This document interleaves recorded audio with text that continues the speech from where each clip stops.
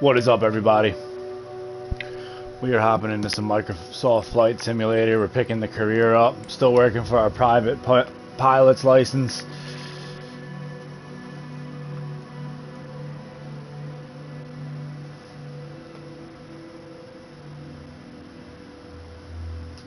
You seemed comfortable out there.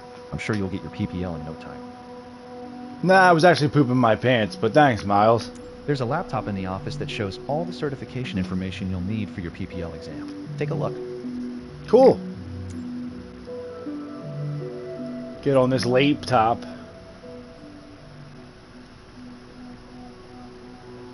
Here you can see all the different certifications you can pass throughout your career. Your first step is to work towards your private pilot license. You can take the private pilot license exam immediately or perform some training flights to learn more about the aircraft and flight essentials. Alright, so I got A's in all these, but I'm actually going to go back and do them again. Because, you know, a little review.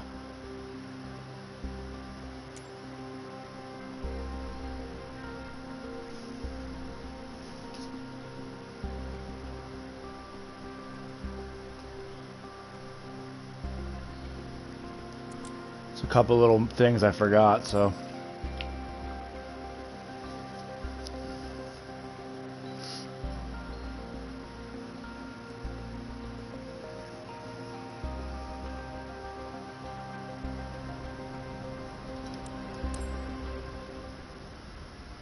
Welcome to Sedona. I'm Captain Jess Molina, and I'll be your instructor. For this lesson, we're going to start on the ground and focus on some basic concepts. Fundamentals every pilot needs to know before hitting the skies. This is your plane, a classic, the Cessna 172. Take a look around it. In the simulator, anytime you want, you can easily switch to cursor mode. Okay, cursor mode R1 and L3. The cursor is handy for interacting with menus and cockpit controls or instruments. As you can see, activating the cursor also displays the toolbar at the top of the screen. The toolbar is a quick access menu that allows you to control various aspects of the simulation. Try to find and open the controls panel.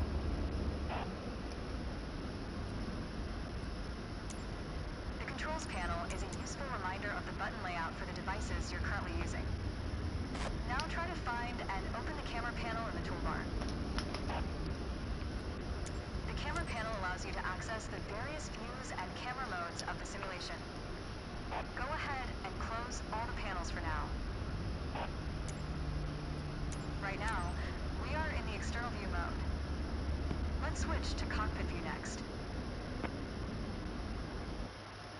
In front of you is the yoke, the primary means of controlling the aircraft. In the simulation, you will be controlling the aircraft with your peripherals of choice. So, let's hide the yoke for now.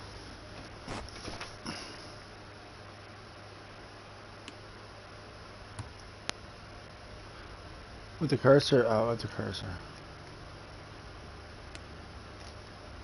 Alright, as we've seen, when you want to look around you, it's easy to rotate the camera.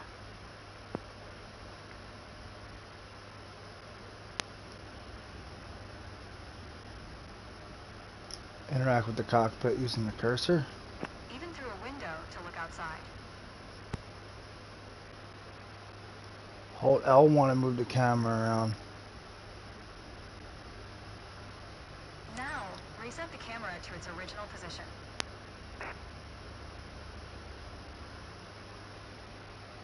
Alright, that covers all the main camera functions available in the simulation. Try to familiarize yourself with them a bit more, then reset the camera to its original position whenever you're done. Great.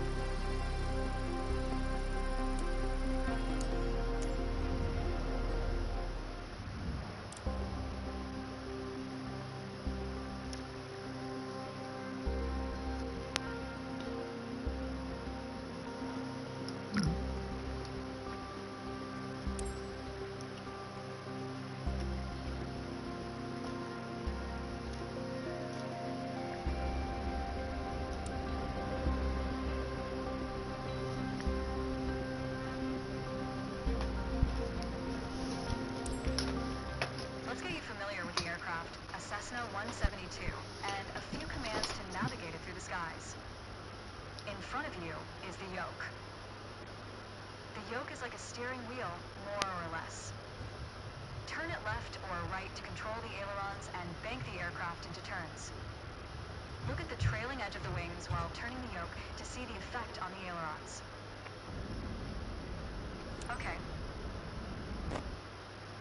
Now, the difference between a yoke and a steering wheel is you can pull or push on the yoke.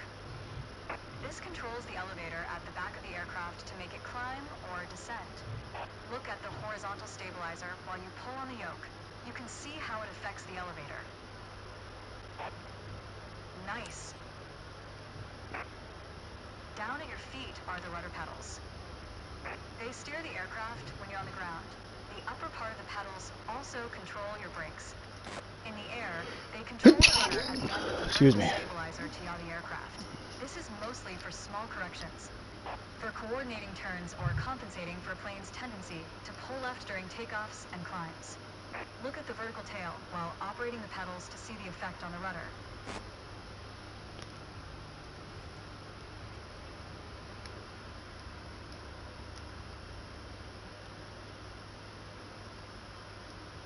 Great. Last but not least, the throttle is located near the center of the cockpit. Pushing forward will increase power, pulling back will decrease power. First, look at the throttle and select it. Keep it selected and push it forward to increase power.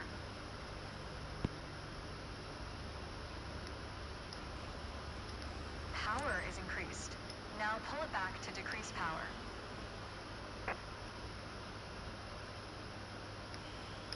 Power is decreased. Now we'll do the same without focusing on it. Deselect the throttle. Look away from the throttle and increase power. Set your throttle to idle. Excellent. When the engine is on, you'll be able to see the power change on your RPM indicator. Interesting. You'll find it on your PFD screen in the top left corner. This tells you how fast the engine is spinning in hundreds of revolutions per minute. Next, take a look at your current speed on the airspeed indicator. It's on the left on your PFD screen. It measures the speed in knots. To check your altitude, look to the altimeter. It's on the right on your PFD screen. Not all aircraft have integrated screens with all this information. A lot of them rely on analog instruments. You can find the analog versions of the airspeed indicator and the altimeter just above the throttle. They are respectively on the left and right.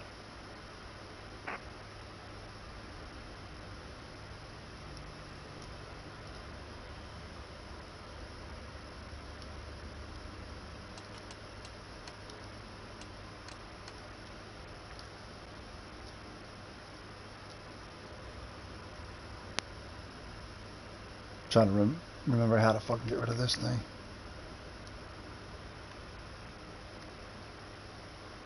There we go. The analog altimeter has 3 hands similar to a clock. The long, thick pointer indicates 100-foot intervals. The short, thick one is 1,000-foot intervals. And the long, thin one counts 10,000-foot intervals. That's all for today. Next time, That's a lot harder to read. see how it feels in the air.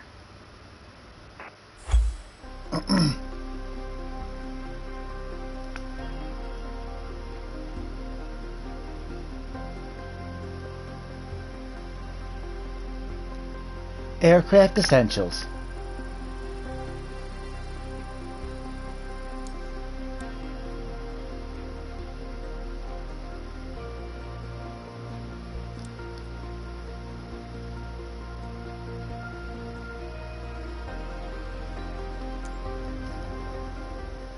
Here's one. This one's gonna be fun.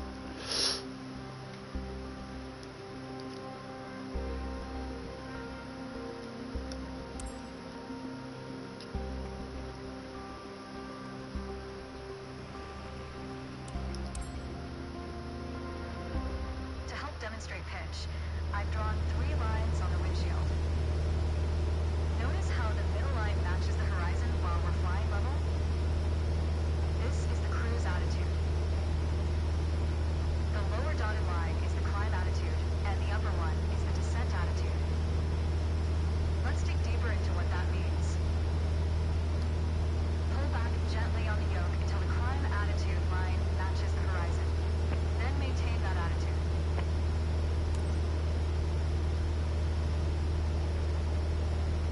According to your altimeter, we're gaining altitude. But we're losing airspeed, proving you can avoid basic physics while making a climb. Excellent. Now let's level back out.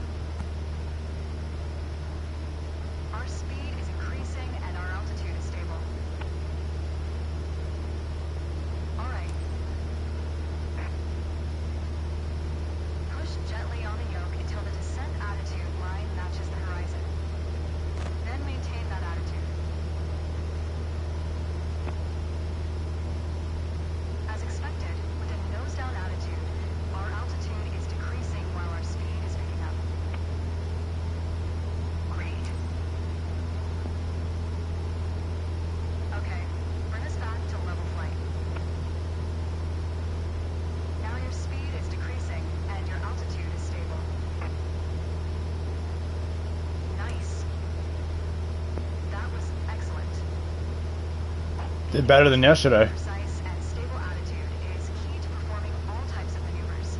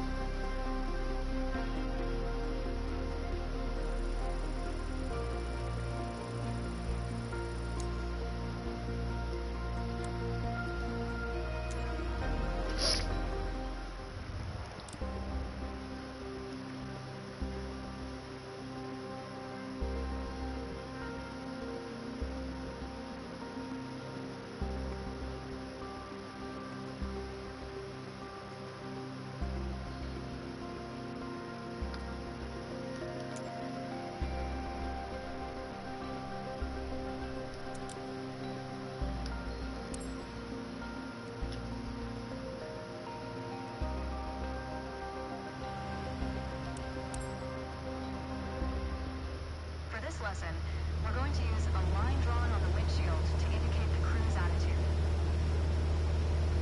I've also added another dotted line to help you bank properly for left turns.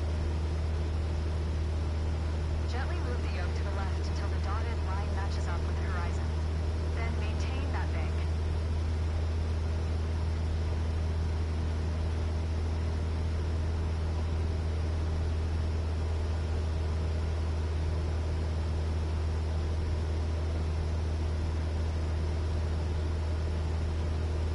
Keep working on it. You'll get better.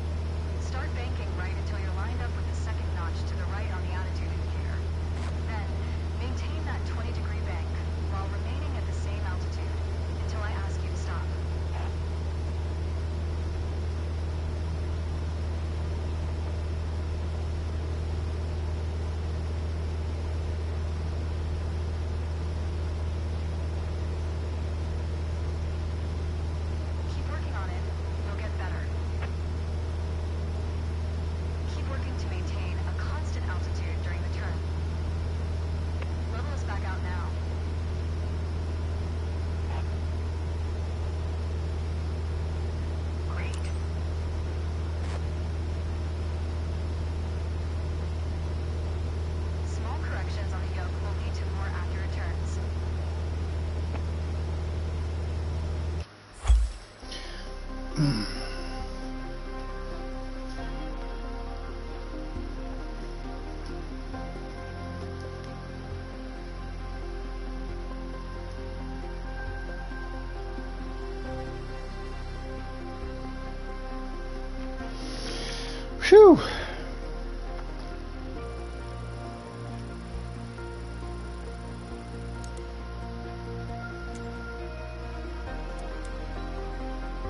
Go back to certification real quick. I want to see if it retains my best score.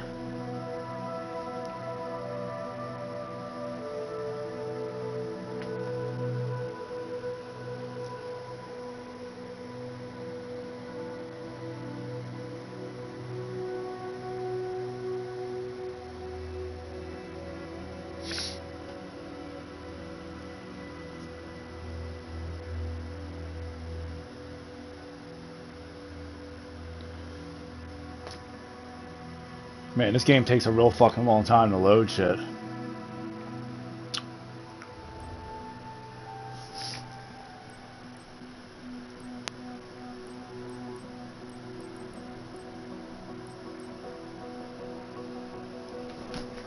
do you use the ailerons and that rudder?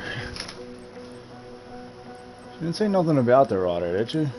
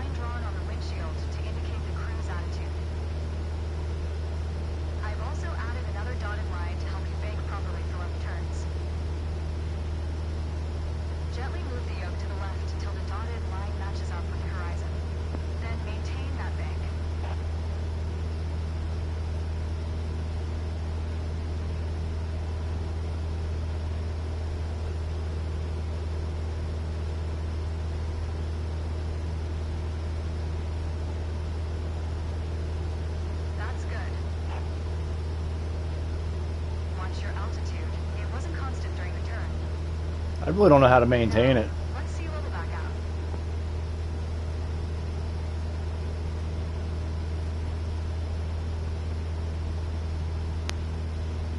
All right. For the next step, turning to the right. Let's see how you do on your own without any markings. You can see a series of notches representing 10-degree increments on the attitude indicator part of your PFD. As a general rule, you always want to keep your turns under 30 degrees. Start banking right until you're lined up with the second notch to the right on the attitude indicator. Then, maintain that 20-degree bank while remaining at the same altitude. Okay, so that means each notch is 10 degrees, okay.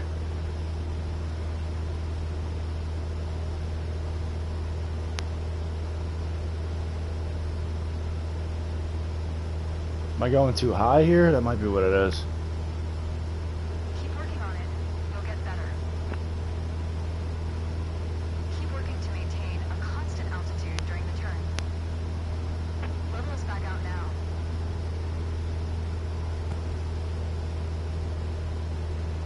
Great.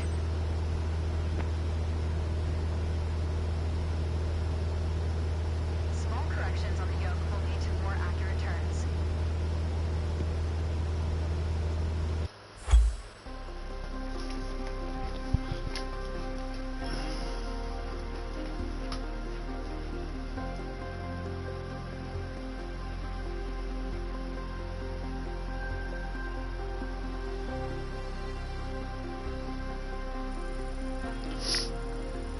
My right turns are horrible.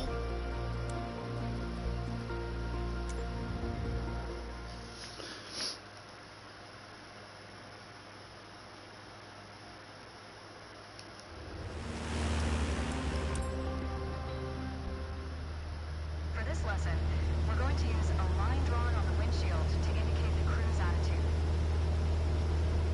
I've also added another dotted line to help you bank properly for left turns. Gently move the yoke to the left until the dotted line matches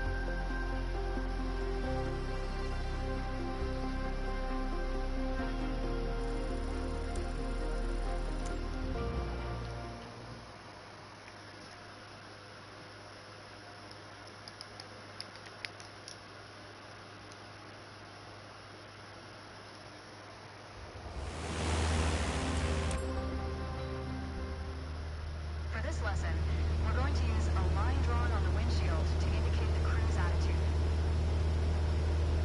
I've also added another dotted line to help you bank properly for left turns. Gently move the yoke to the left until the dotted line matches up with the horizon. Then maintain that bank.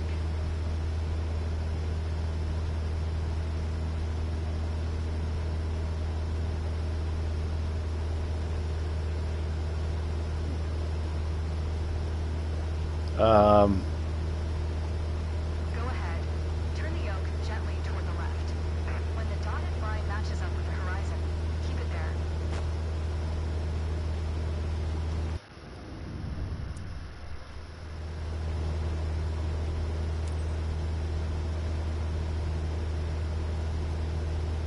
Yeah, reset that.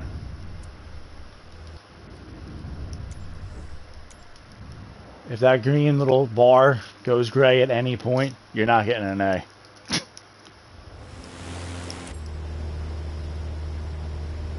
For this lesson, we're going to use a line drawn on the windshield to indicate the cruise attitude. I've also added another dotted line to help you bank properly for left turns. Gently move the yoke to the left until the dotted line matches up with the horizon. Then maintain that bank.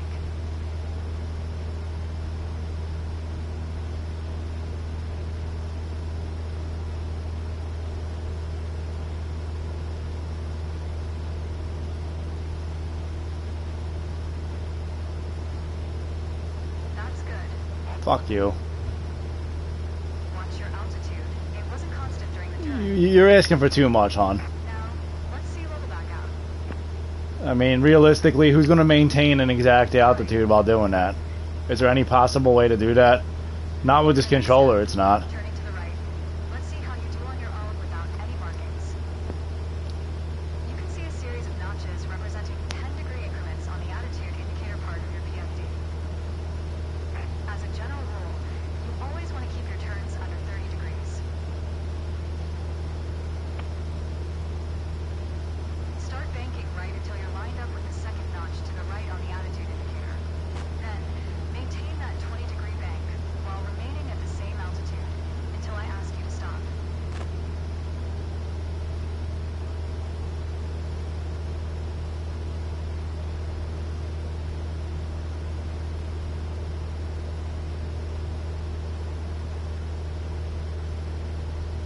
That's good.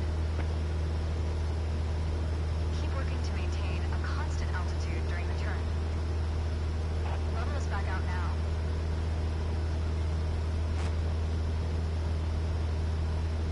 Great.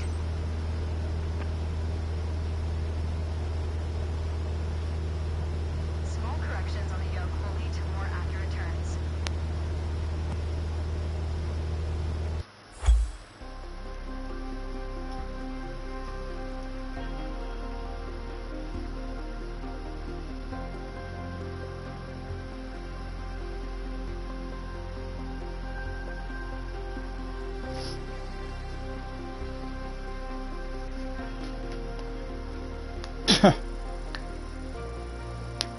She's still shitting on my right turn. What? Why, dude? What was wrong with it this time? The scoring system's a little bit too, at least on these two particular ones, this and the attitude, it's kind of like a little too strict, in my opinion. Maybe it's like that in real piloting, I don't know, but it seems like it'd be very difficult to maintain an exact altitude while making a turn. I guess you get better at it, but I don't know. This feels it's a little too strict, personally.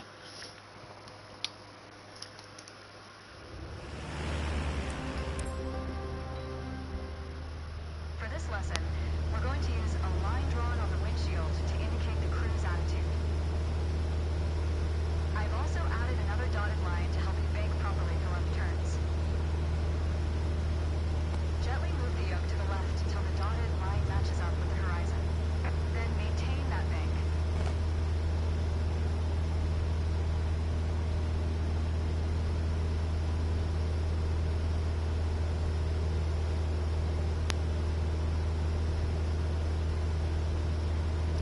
Reset.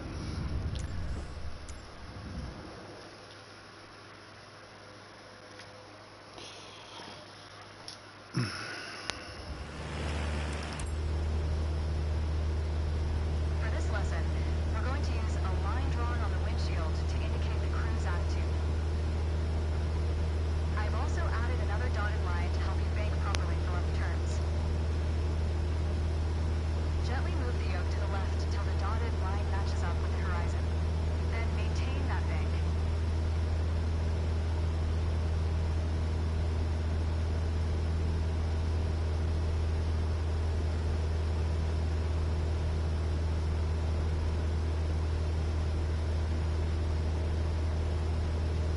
That's good.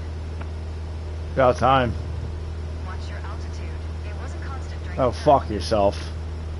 Now, let's see level back out. Alright. For the next step, turning to the right, let's see how you do on your own without any markings. You can see a series of notches representing 10-degree increments on the attitude indicator part of your PFD. As a general rule, you always want to keep your turns under 30 degrees. Start banking right until you're lined up with the second notch to the right on the attitude indicator. Then, maintain that 20-degree bank while remaining at the same altitude until I ask you to stop.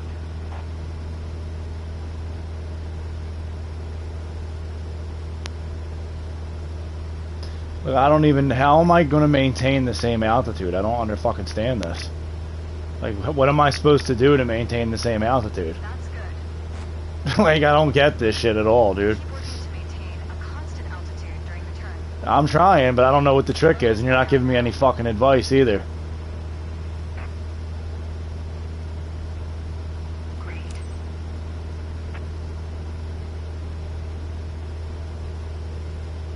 Remember, during a turn, the aircraft tends to sink. You need to pull on the yoke to compensate. I noticed that.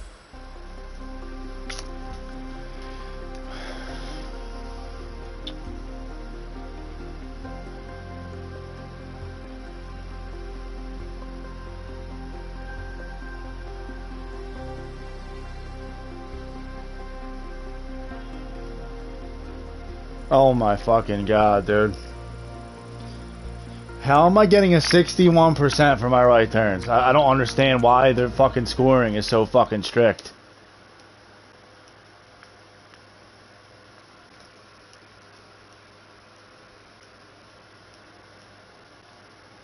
Like a tiny little shift in altitude is going to cause a fucking 61? I don't really think that makes any sense. We're going to use a line drawn on the windshield to indicate the cruise attitude. Maybe it's the joystick. I don't know. It's not easy to do with this fucking controller. I can tell you that right now. Gently move the yoke to the left until the dotted line matches up with the horizon. Then maintain that bank. I'm definitely nosediving, but if I go up any higher, the dotted line's gonna not be on the horizon. So it's like you can't really fucking win, dude, at all. Maybe there's some give there. I don't know. Watch your altitude. On the last, It wasn't constant on the during last the one, turn. it wasn't. There was no give. It had to be right on the friggin' horizon, or else they fucking failed you. Alright. It's better than alright, bitch. I was already cruised out For the before you next even step, said anything. turning to the right. Let's see how you do on your own without any markings. Excuse me. You can see a series of notches representing 10-degree increments on the attitude indicator part of your PFD. As a general rule, you always want to keep your turns under 30 degrees. Yeah, that's great, but here's the thing. I can't maintain a steady altitude no matter what the fuck I'm doing. The attitude indicator. Like, God. Maintain that 20-degree bank while remaining at the same altitude until I ask you to stop. Okay, wait a minute. I think I might be maintaining. Come on. Come on. Keep working on it. You'll get Dude, it was green the whole time. What are you talking about? Keep working to maintain a constant Screw you, altitude man. during the turn. These things are fucking bugged. It was green the entire fucking time. And she's telling me I'll get better at it. Fuck you. Remember to maintain Shut up. Remember, during a turn, the aircraft tends to sink. You need to pull No fucking shit.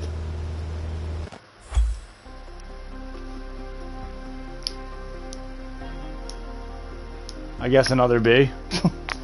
Since you didn't seem to like my right turns that was in the green bar the entire fucking time. I watched it. It didn't go gray. So I don't know how it was just... I'll get better at it. I don't know what the fuck this chick's talking about.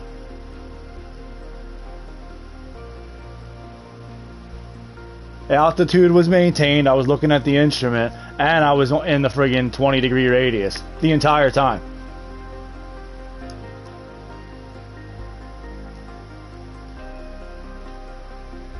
This is trash. And she gave me a lower score. On turn right. And I did better. I know I did better than last time because I saw it. This shit is busted, yo.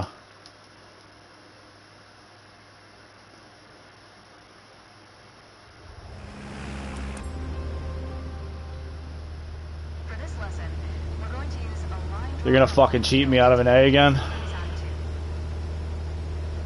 I've also added another dotted line to help you bank properly for left turns. Gently move the yoke to the left until the dotted line matches up with the horizon.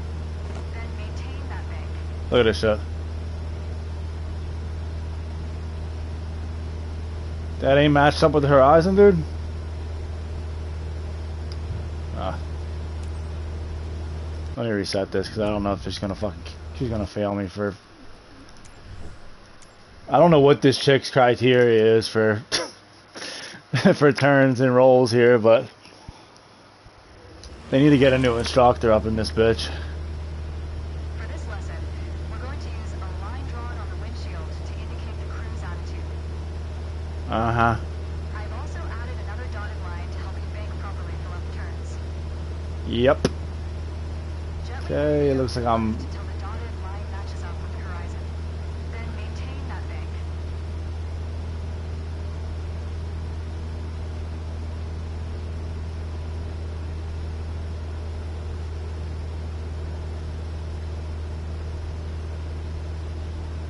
I'm still... That's good. Watch your altitude. It wasn't constant. Oh my god, dude. You... Now, let's see level back out. I don't think there's a pilot on this planet that would be able to maintain that altitude perfectly. For the next step, turning to the right, let's see how you do on your own without any markings. You can see a series of notches representing 10-degree increments on the attitude indicator part of your PFD. Shut up. I know that already. You always want to keep your turns under 30 degrees. Start banking right until you're lined up with the second notch to the right on the attitude indicator. Then, maintain that 20-degree bank while remaining at the same Oh my god, it's so fucking hard, dude.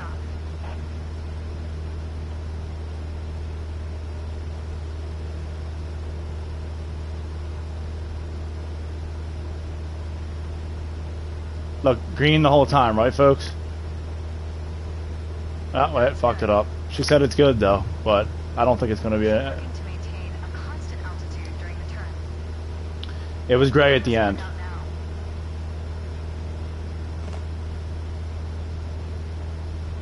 Great. Uh-huh. We'll find out. Remember, during a turn, the aircraft tends to sink. You need to pull on the yoke to compensate. That's a B again. There's no way that's an A. I don't know what I did different. In fact, I feel like I did worse on the right turn this time. But I think I did perfectly last time, at least according to the two bars, and she still gave me a fucking really bad score. This fucking chick, man.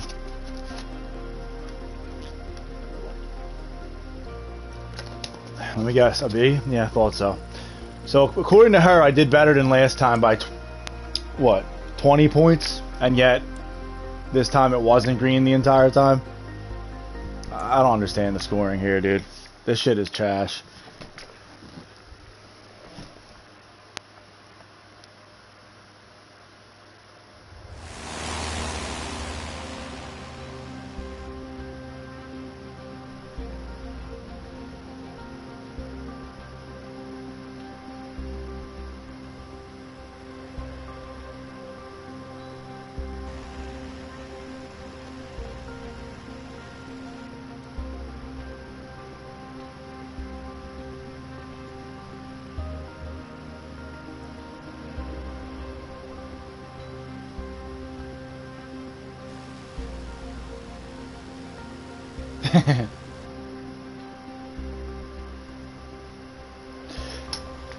I already got an A on this, people. I don't know how, but I'm trying to get it again. We're going to use a line drawn on the windshield to indicate the crew's attitude.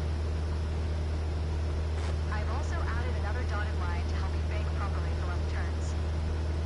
Like, honestly, if I could pass this, I might as well go get my pilot's license right now because, you know, I'll be the best pilot ever. Maintain that. Maintaining a perfect altitude, dude? Come on, dude.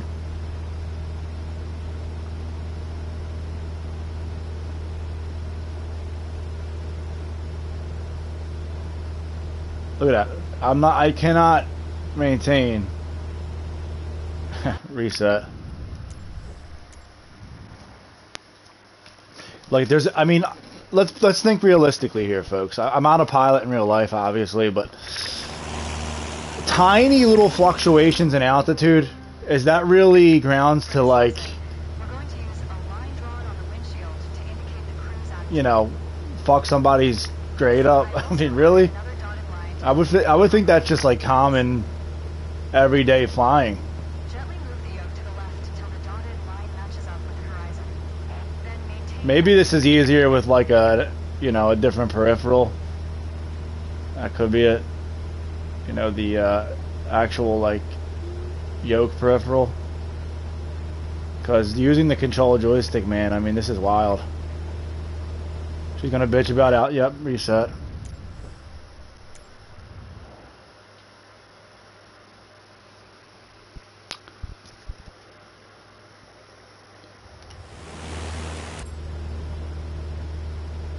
For this lesson, we're going to use a line drawn on the windshield to indicate the crew's attitude. I've also added another dotted line to help you bank properly for left turns. Gently move the yoke to the left until the dotted line matches up with the horizon. Mm-hmm. Then maintain that bank.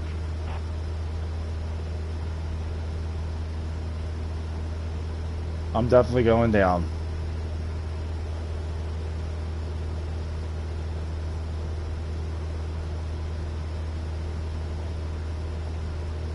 That's good. Watch your altitude. It wasn't constant during the Oh turn. my lord. I'm about to throw this chick out the plane. I hope you brought your parachute. Reset.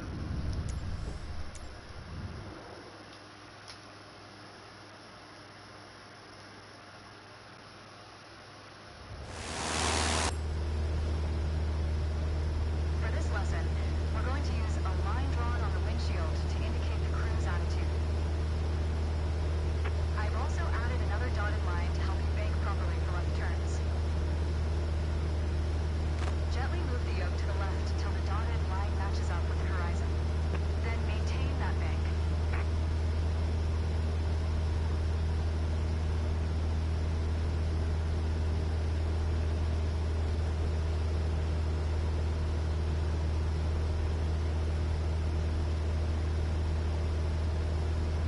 That's good. Just good. Watch your altitude. It wasn't constant during the turn. Now, Your mouth is constant. all right. For the next step, turning to the right, let's see how you do on your own without any markings. You can see a series of notches representing 10-degree increments on the attitude indicator part of your PFD. As a general rule, you always want to keep your turns under 30 degrees.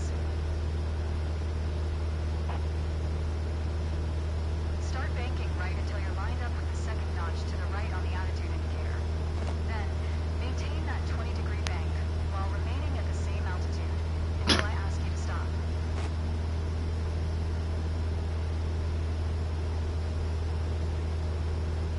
This is impossible, dude. It's impossible.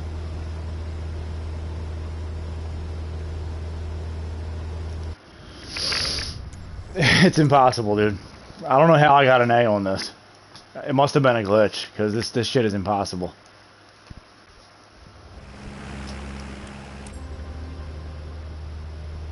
For this lesson, we're going to use a line drawn on the windshield to indicate the crew's attitude. I've also added another dotted line to help you bank properly for left turns.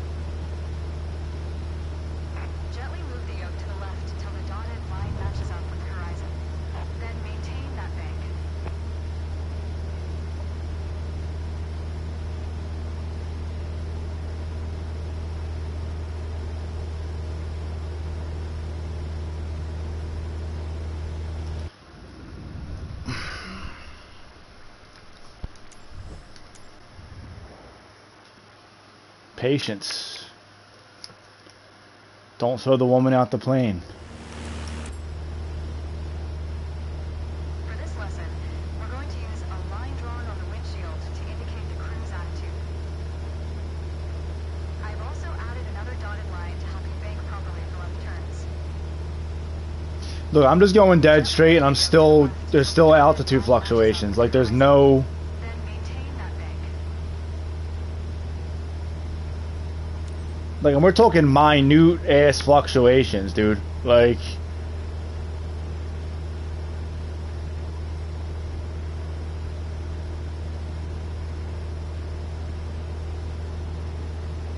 This is insane. Fucking insane.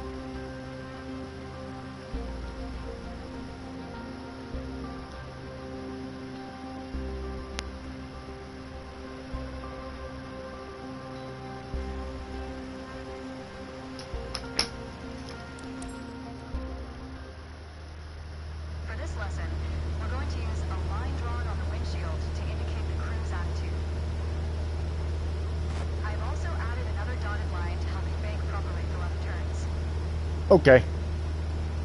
Gently move the yoke to the left until the dotted line matches up with the horizon. Then maintain that bank. So I'm definitely descending right now.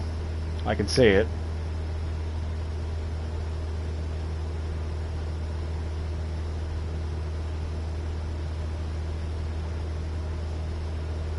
That's good. Okay. Watch Level your out. altitude. It wasn't constant. Yeah. Now, let's see level back out. I don't think fucking Maverick, Iceman, or Goose could keep their fucking altitude any better than what I just did. For the next step, turning to the right, let's see how you do on your own without any markings. You can see a series of notches representing 10-degree increments on the attitude indicator part of your PFD. As a general rule, you always want to keep your turns under 30 degrees.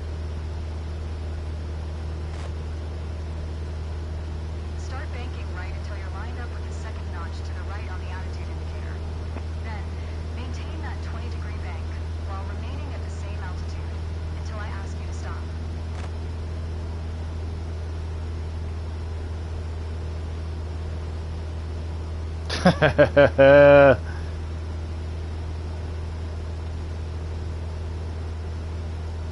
Reset.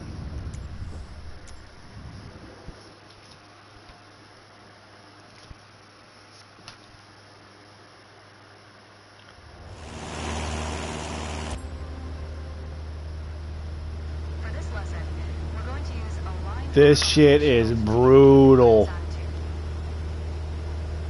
I've also added another dotted line to help you bank properly for left turns. Gently move the yoke to the left until the dotted line matches up with the horizon. Then maintain that bank.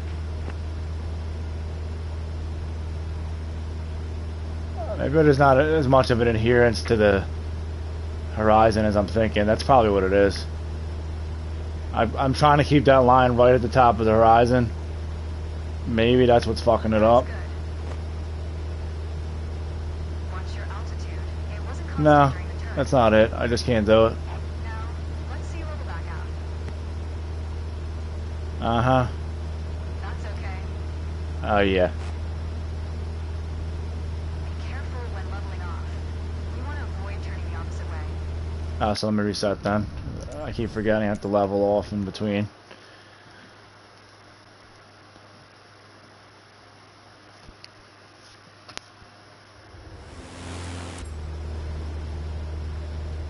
For this lesson, we're going to use a line drawn on the windshield to indicate the cruise attitude. I've also added another dotted line to help you bank properly for left turns.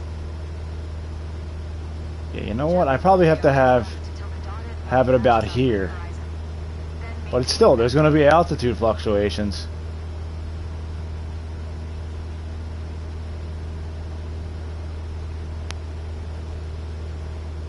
Okay, wait a minute. This is better. Yeah, this is better.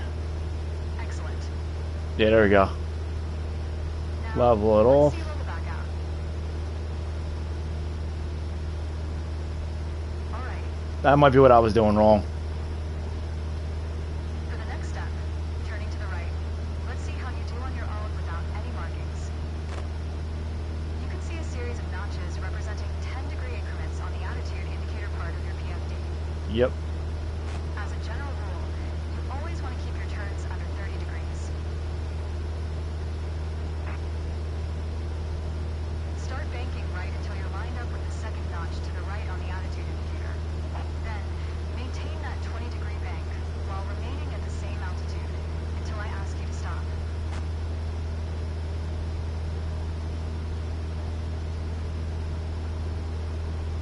Oh man, I can't do it.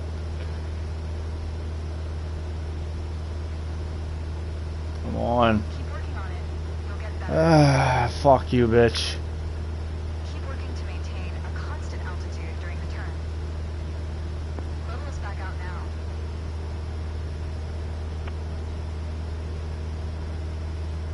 Great. Yeah, it's that right turn that fucked me up there. I think in every other spot I did pretty decently. Let's see what she has to say about it. Never know with this chick, man. She's temperamental. She gave me an A like on my second try. I still have no idea how.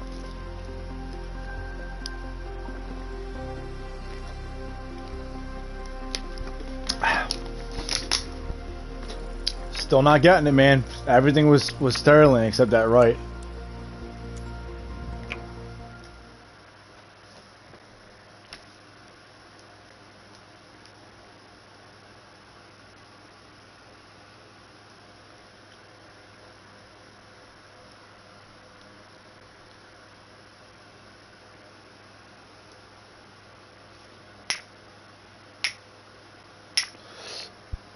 Sometime today.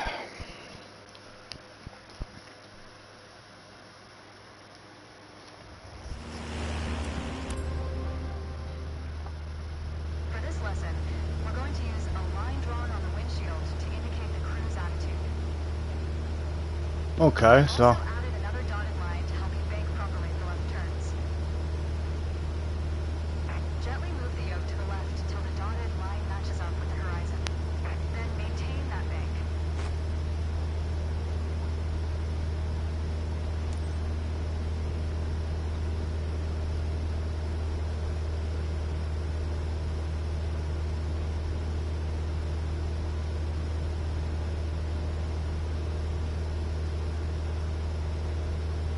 That's good. Watch your altitude.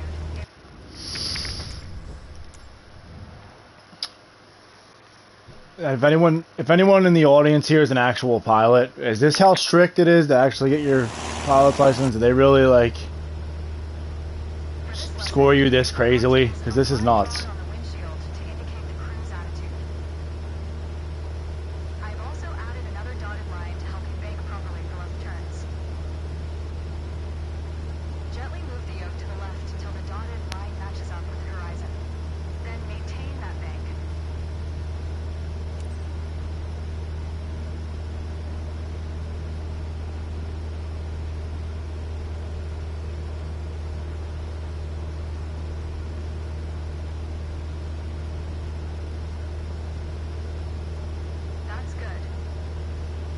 But it wasn't excellent. Watch your altitude. It wasn't constant during the turn. Now, let's see level back out. Alright. You're full of compliments and nice things to say, hon. Thanks. To the right. Let's see how you do on your own without any markings. I want to see how you do, actually. See a series of notches representing 10-degree increments on the attitude indicator part of your PFD. As a general rule, you always want to keep your turns under 30 degrees.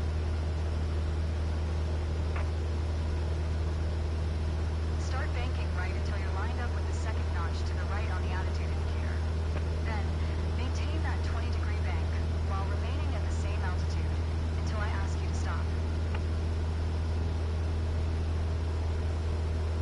Look, there's altitude fluctuations happening. I can't do nothing about this.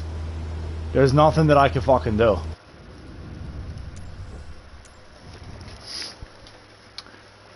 It's got to be the joystick, man, because this shit is fucking way too hard. For this lesson, we're going to use a line drawn on the windshield to indicate the cruise attitude. I've also added another dotted line to help you bank properly for left turns. Gently move the yoke to the left till the dotted line matches up with the horizon. Then maintain that bank.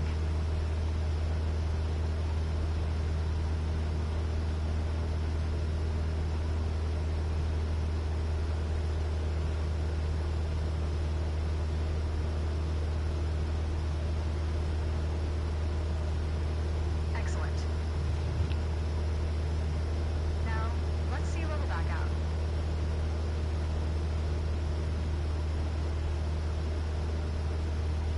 Alright. For the next step, turning to the right, let's see how you do on your own without any markings. You can see a series of notches representing 10-degree increments on the attitude indicator part of your PFD. As a general rule, you always want to keep your turns under 30 degrees. Look, Start banking right until you're lined up with the second notch to the right on the attitude indicator. this is crazy hard. Maintain that 20-degree bank while remaining at the same altitude until I ask you to stop.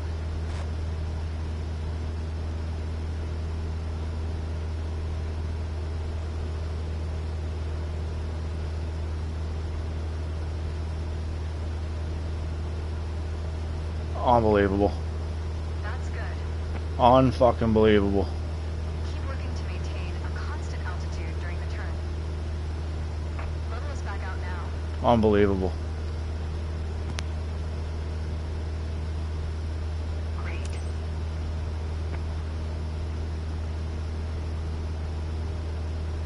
Remember, during a turn the aircraft tends to sink. You need to pull on the yoke to compensate. You know that right turn shit's bad still.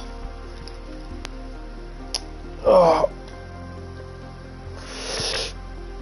This shit is like fucking ridiculously difficult, man.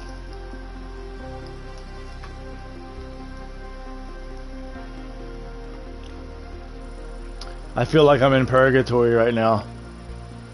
Look at that, I'm almost there with that A, but it's not quite. Alright. Probably gotta wait 5 minutes for this load screen.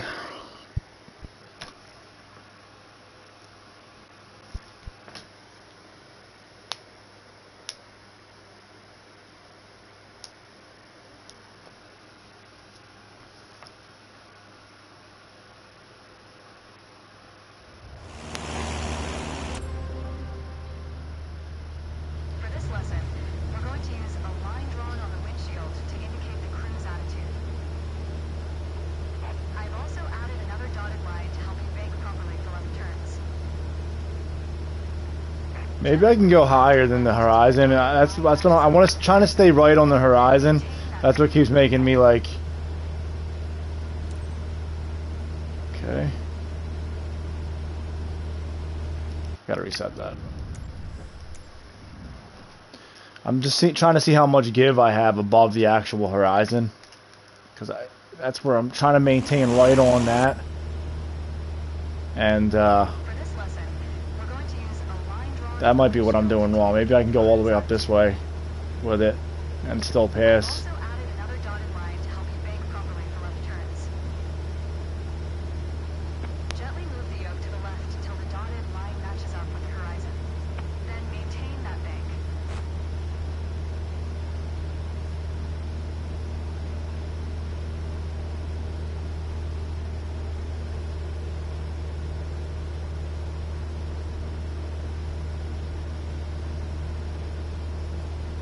Excellent. Okay, I can go higher than the horizon then. Now, let's sea level back out. Gives me a little bit of leeway there. That's good. Remember to maintain altitude while leveling off. For the next step, turning to the right, let's see how you do on your own without any markings. You can see a series of notches representing 10-degree increments on the attitude indicator part of your PFD. As a general rule, you always want to keep your turns under 30 degrees. Start banking right until you're lined up with the second notch to the right on the attitude indicator. Then, maintain that 20-degree bank while remaining at the same altitude until I ask you to stop.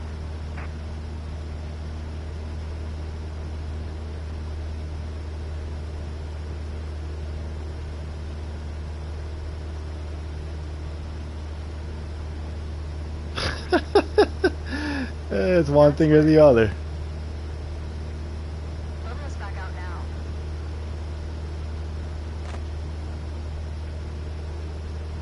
Great. This is brutal, man. Great job.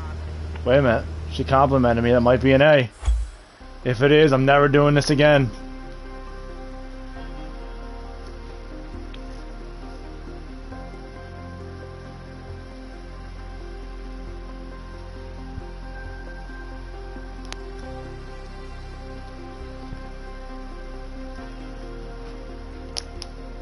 Okay, there we go.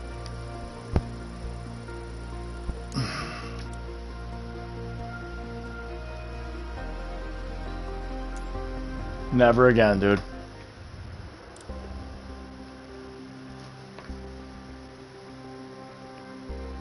Reduce, increase RPM, seeing the effects the power changes have on airspeed. Revolutions per minute, throttle, the kernels come and adjust the aircraft.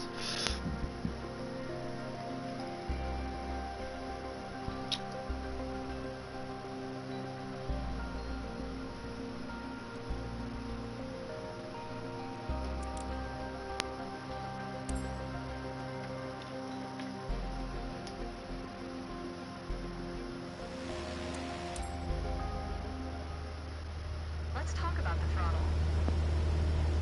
If you have the need for speed, then the throttle's for you. Full control over the power output of the engine. In the Cessna 172, that relates directly to the RPM displayed on the tachometer on the PFD. Pull back on the throttle to reduce RPM to 1800.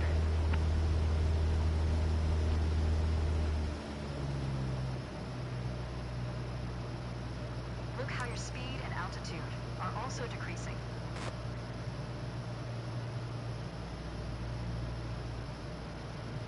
Excellent. Okay, let's throttle back up to 2,400 revolutions per minute.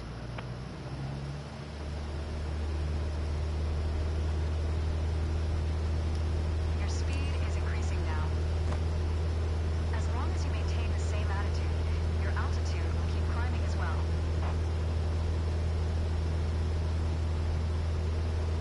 Nice. That was excellent. With piston planes like the Cessna, it's common to have power targets defined in RPM.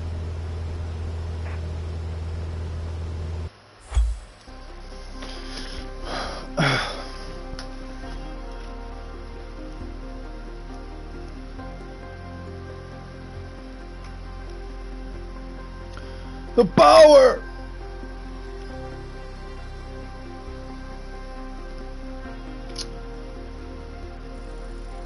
Nice.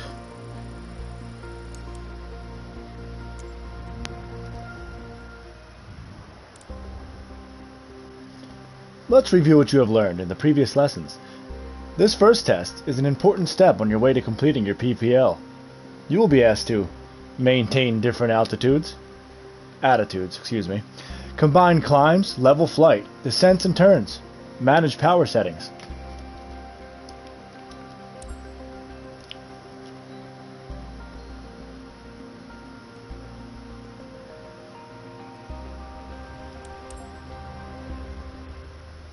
The art of maneuvering a plane through the air isn't a mystery to you anymore. Now it's time to test the skills you've learned. As you can see, we're cruising at 6,000 feet on a north heading of 360 degrees. Indeed. Start by descending to 5,500 feet while maintaining a northerly heading.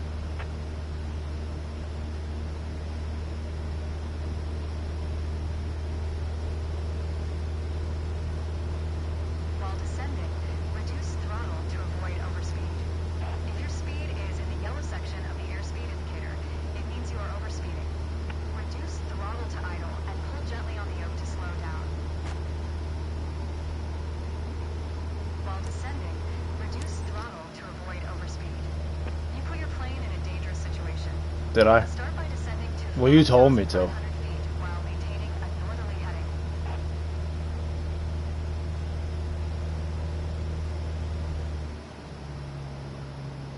If your speed is in the yellow section of the airspeed indicator, it means you are overspeeding. Well, I'm not. Reduce throttle So to relax. idle and pull gently on the yoke to slow down. When you feel ready while descending, reduce throttle to avoid overspeed. Right. Now, climb to 6,000 feet and turn to a south heading. On the Cessna 172, you need full power to climb effectively. You put your plane in a dangerous situation. How? What did I do? Now, climb to 6,000 feet. Yeah, I'm and trying. turn to a south heading. On the Cessna 172, you need full power to climb effectively.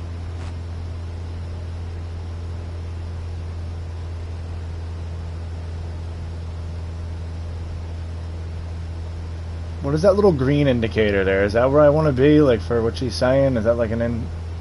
There's no way they would put that kind of stuff in a sim. Unless it was really like something you would do. Meanwhile, alright, I should have been doing that too. I fucked up. She kept telling me I was putting the plane in a dangerous scenario. I think maybe you know what happened? I probably went over to 30-degree radius when I was turning. That's probably what it was.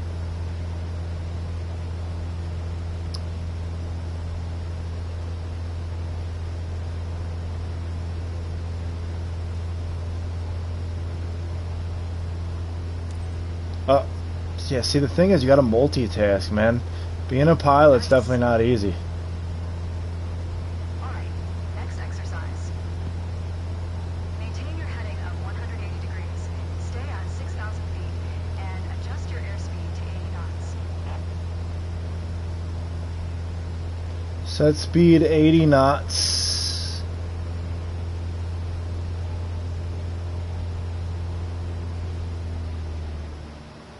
Oh, we gotta head south still. Go ahead and reduce your speed.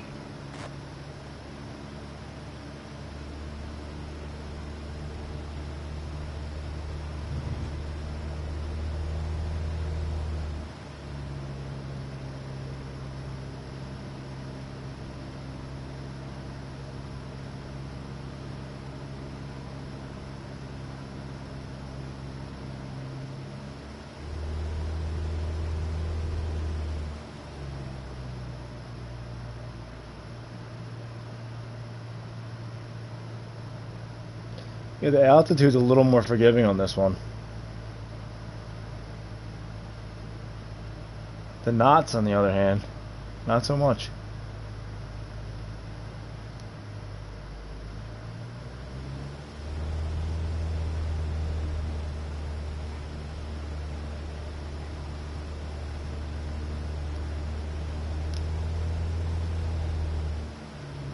The knots is getting me right now.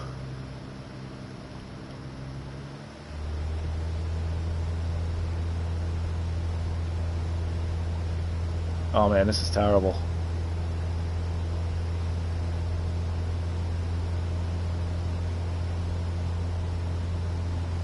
I'm way too low.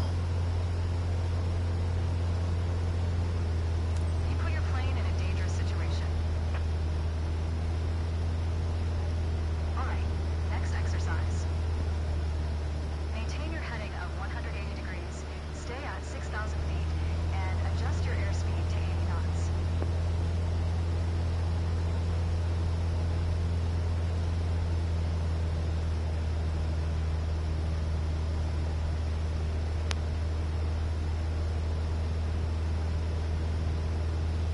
Go ahead and reduce your speed.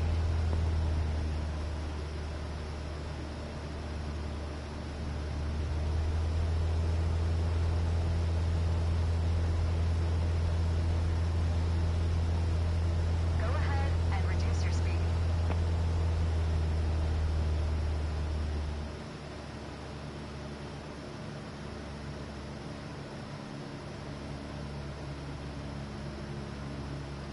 Oh, I was heading. Go ahead and reduce your speed. Dude, hold on. Let me reset this. I know that's not gonna be a good score. There's no way.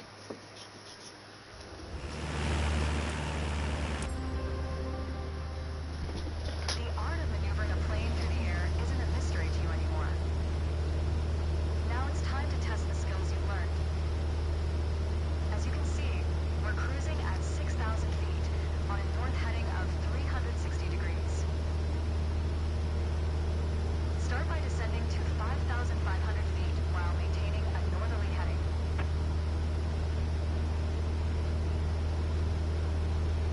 While descending, reduce throttle to avoid overspeed. If your speed is in the yellow section of the airspeed indicator, it means you are overspeeding. Reduce throttle to idle and pull gently on the yoke to slow down.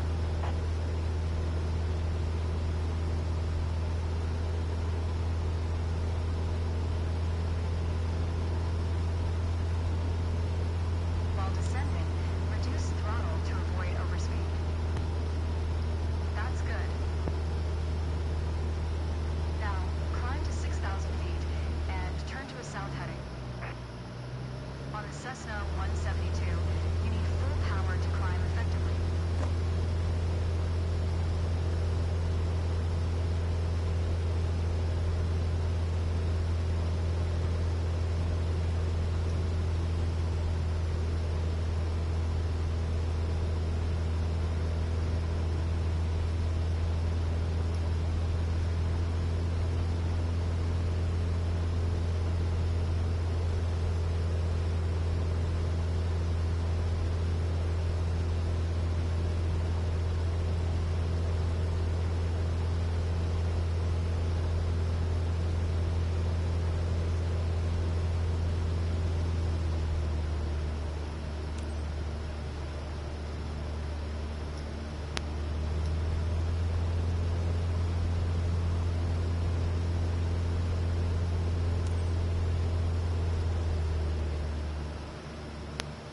Nice. The turn's Thank you. good, but try to climb faster in the future. I was trying. Alright, next exercise. Maintain your heading of 180 degrees, stay at 6,000 feet, and adjust your airspeed to 80 knots.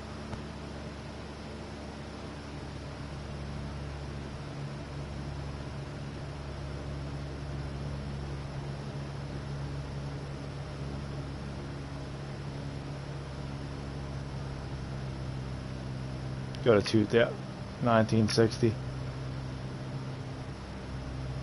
Come on, baby, get there.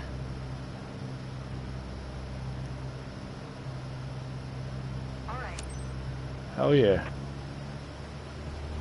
that was excellent. Nice. That must mean it was an A because she said it was excellent. She doesn't compliment unless she's giving you an A.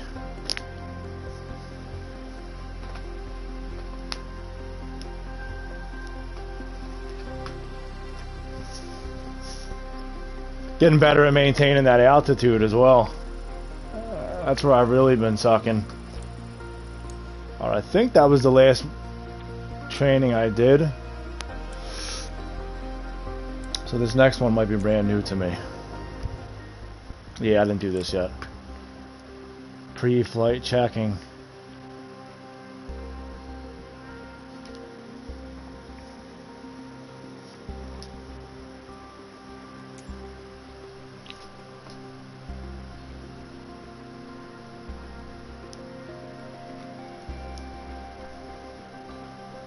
Remove the covers and chocks, get into the aircraft, get acquainted with the EFB, start the engine by following the necessary steps. Electronic flight bag.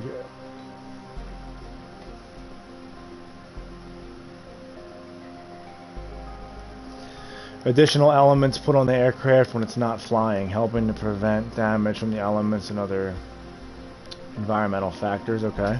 Elements placed in the front and back of the aircraft's wheels which help prevent it from moving while it is on the ground, avoiding injury or damage. Okay.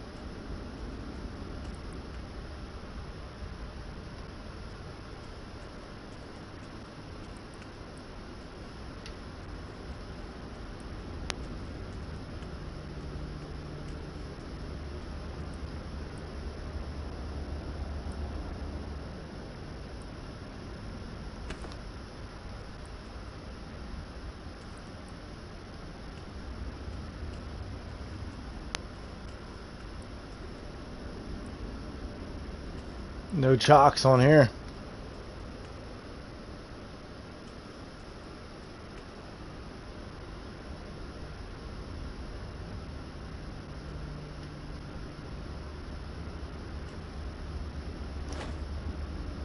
Static port covers.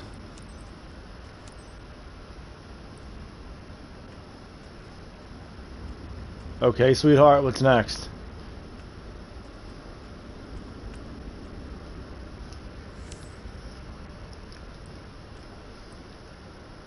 Got the elevator. Make sure this thing's in working order.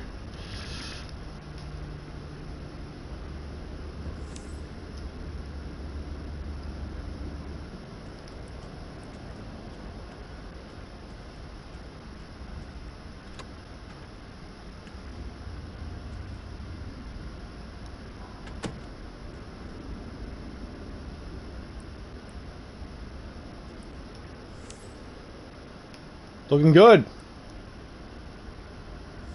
Struts are in order. Check them tiers. What's that say? Looks new. And we're done for the outside. Now that we're sure your aircraft is functional and ready to taxi, let's check the inside. I'm not so sure, sweetheart. You're trying to skip steps here. I'm trying to make sure we're not going to crash. Let me continue the inspection. You can relax back there.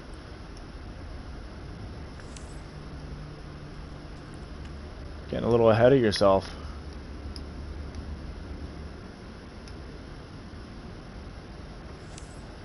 Not a very good example.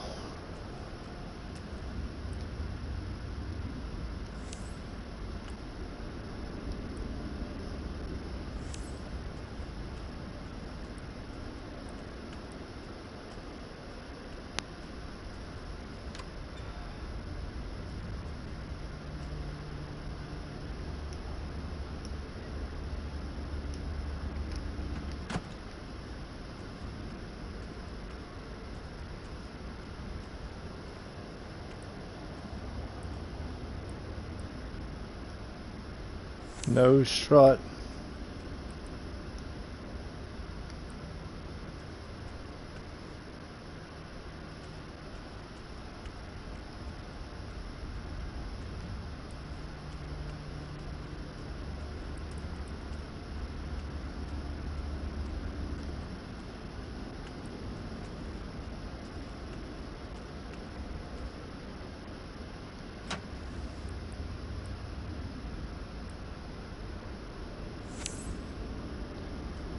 Good oil quality.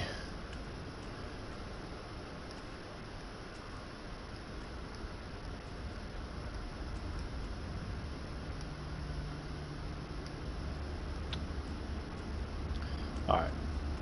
I guess I'm confident.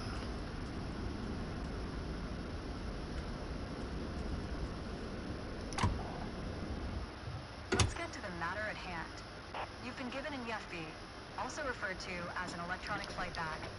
It's a tablet that stores critical flight information and is the ideal tool to prepare your flight plans and enhance your piloting experience.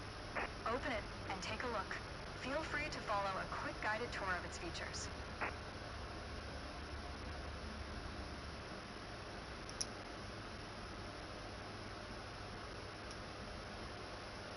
I can't read this. I can't read that shit.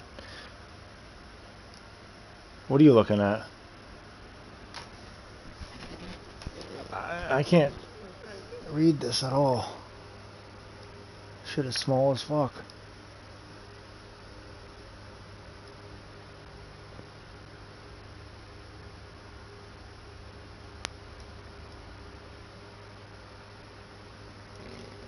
That is so tiny. How do I zoom in on that?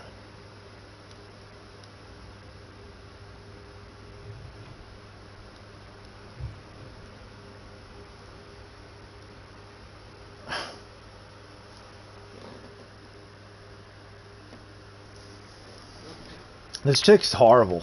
Like she didn't teach me how to use this at all. Like it just tells me just look at it. Like all right, the fuck, dude. Horrible fucking trainer.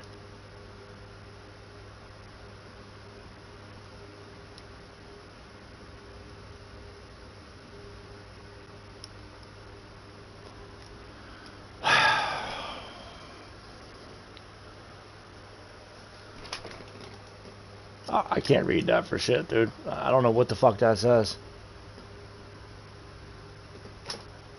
This is fucking terrible.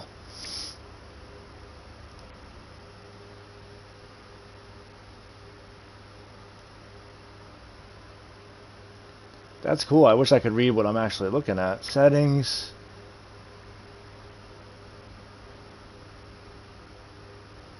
I'm not trying to half-ass this process.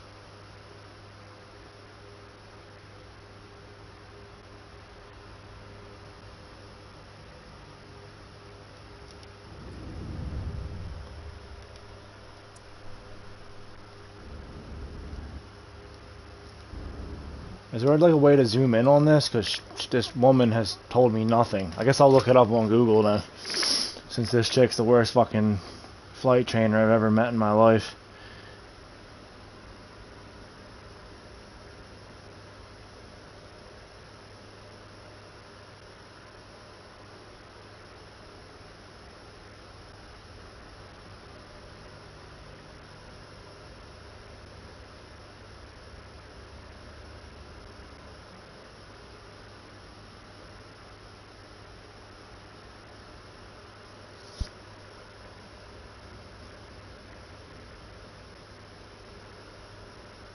Oh wait, maybe it's okay. It's probably the toolbar.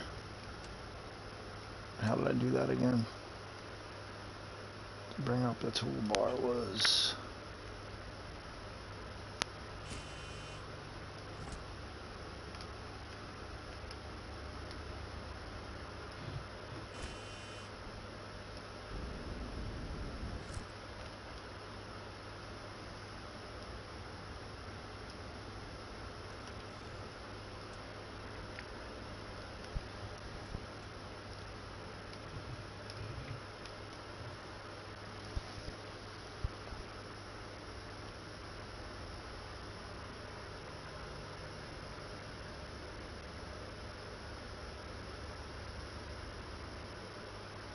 R1 and left, okay.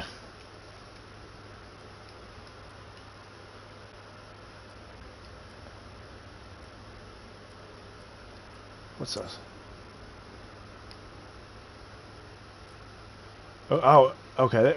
Yeah, for some reason those weren't coming up. That's what it was. Open the EFB with L1 and... The EFB features an interactive map, a flight plan editor, aircraft and current flight information, a nav log as well as fuel and payload options.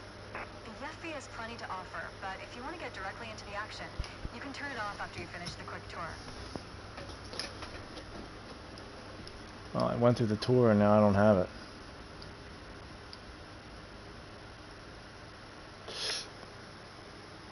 Excuse me.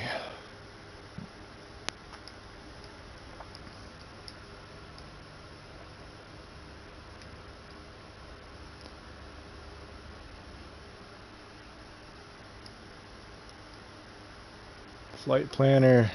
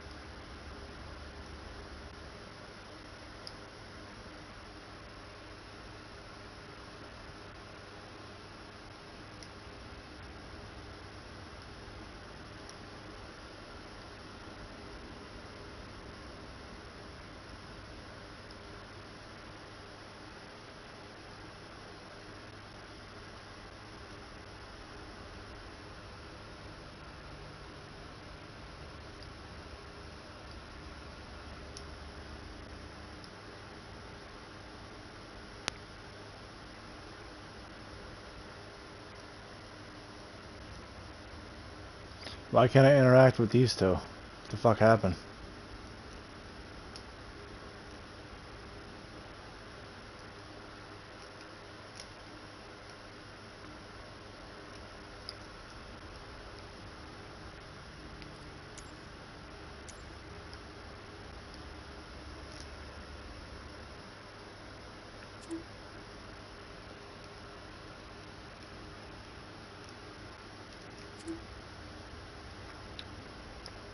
Definitely don't want a gyroscope. Fuck that.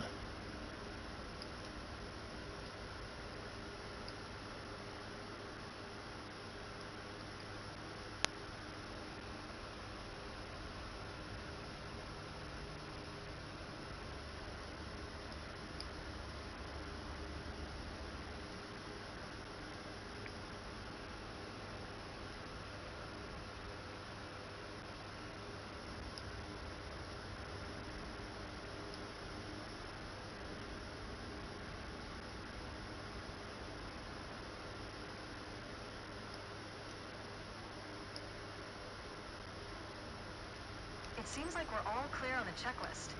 Now start this pretty bird up.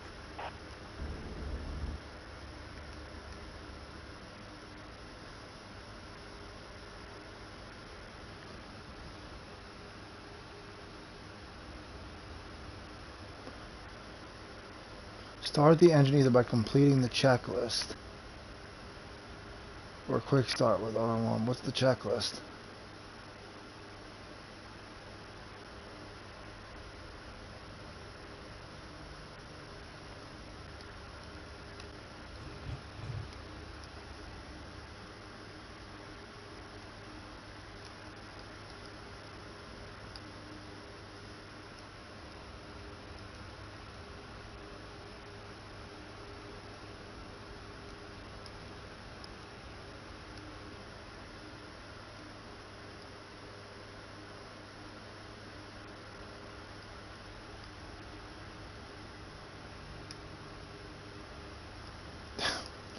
Man, you guys got to be a little bit more fucking specific about what you want me to do here.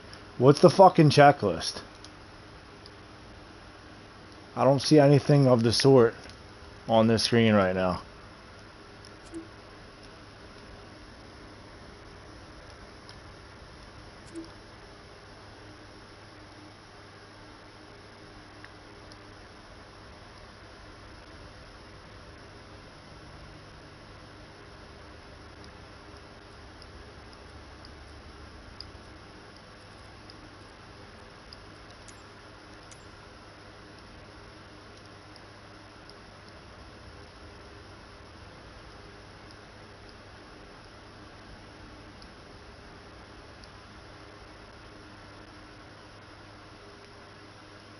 Start the engine by completing the checklist. I don't know what the fuck they're talking about. This chick fucking sucks, dude.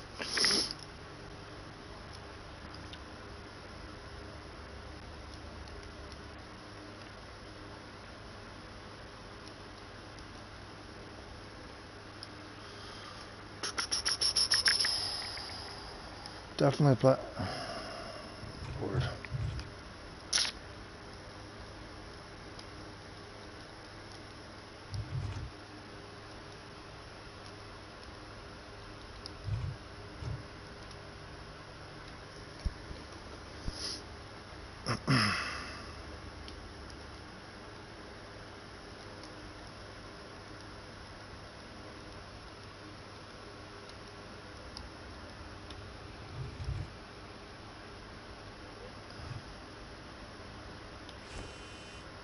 Yeah, these controls are cumbersome as nuts, dude.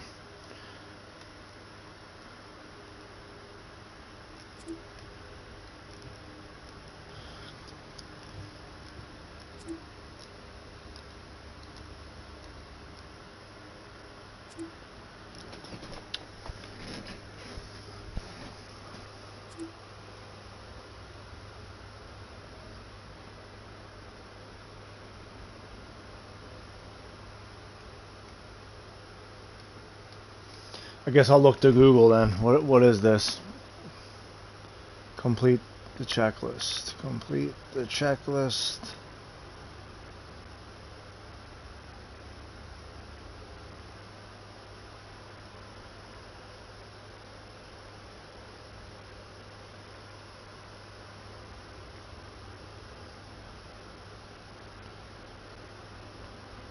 Select the checklist icon and go through items sequentially.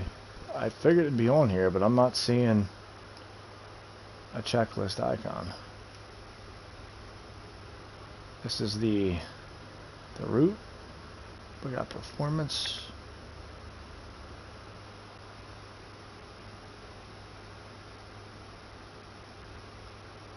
Then we got, this looks like a list right here.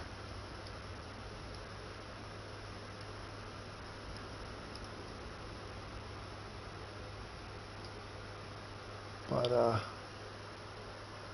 for some strange reason I can't seem to interact with it. Is this just really buggy or is it just me? Because I can interact with this icon, I can interact with this icon, but I can't interact with any of these. It's very odd.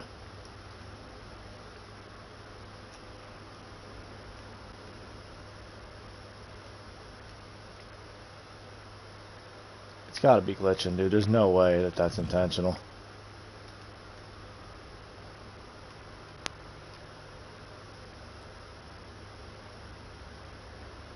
Yeah, it's fucking glitching.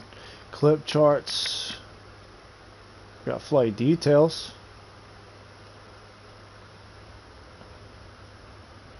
Should I reset this mission? Maybe I should just do that, because this shit is bugging the fuck out.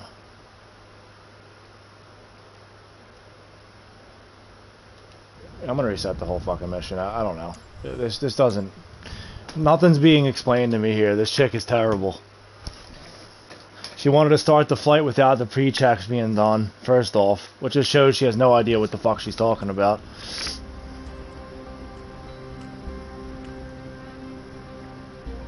Didn't even finish making sure we were safe to fly, and she's like, get in! Today, we're going to go over all the steps that precede turning on your engine. Those steps are essential to ensure your aircraft's integrity and that everything is I'm not sure about your integrity. seamless flight. First of all, stretch your legs a bit and take a look at your aircraft and your surroundings. We never took much time to look at our aircraft from the outside, so take your time if you want to inspect it. You might have noticed some extra bits on your aircraft. These are the covers and chocks. Yep, I see them. And?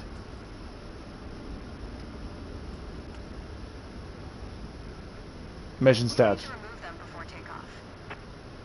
Ah, she finally got to the point. Alright.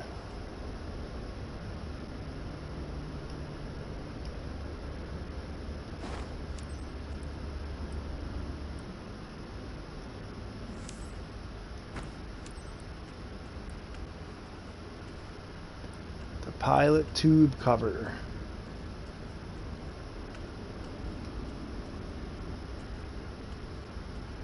Is that it right there? And we're done for the outside. Now that we're sure your aircraft is functional and ready to taxi, let's check the inside.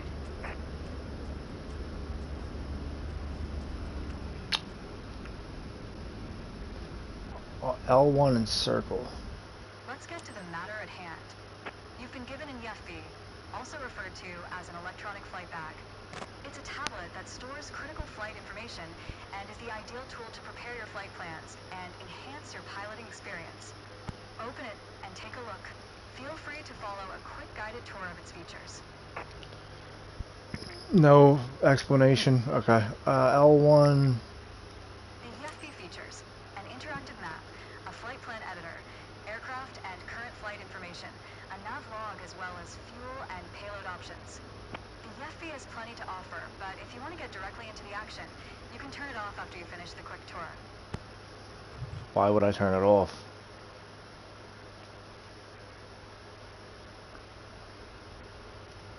I'm not a half-asser like you. Is that what you did when you were training? You just turned it off?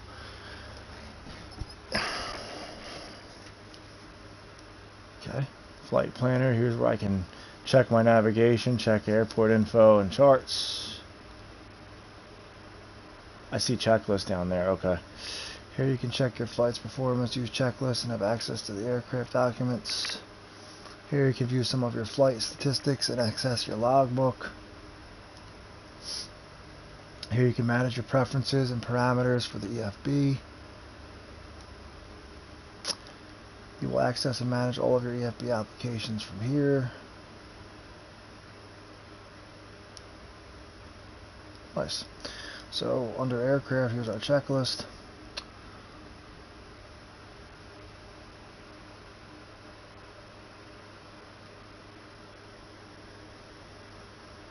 Okay, the pilot tube cover has been removed.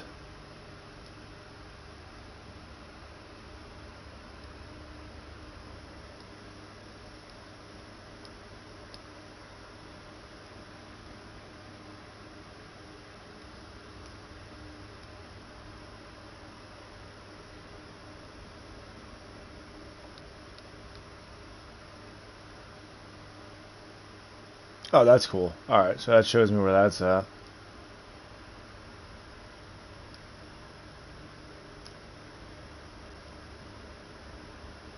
So that's the pilot tube cover. Okay, we got the parking brake. Check that the parking is pulled.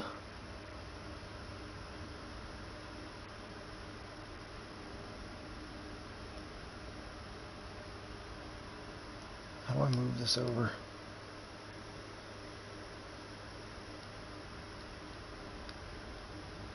There we go. Put that down there, I guess. I don't know.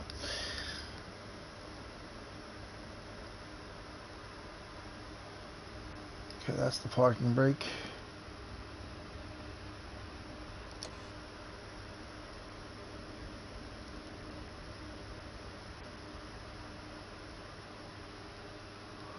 Ignition switch off. Check that the ignition key is in off position.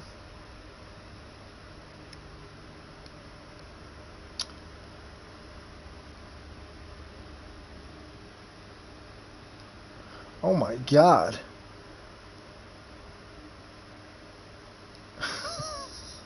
There's a lot of shit to check here.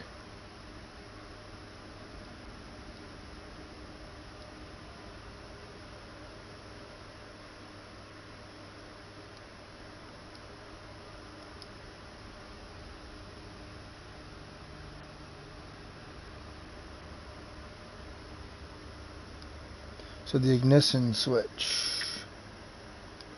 it's right there. Okay, it is in the off position.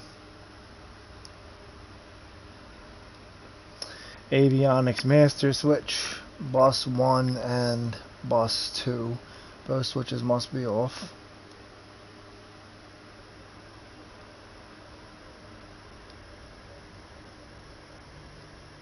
Which they are.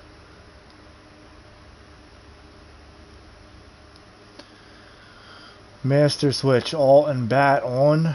Push both switches in the on. Master switch, alt and bat.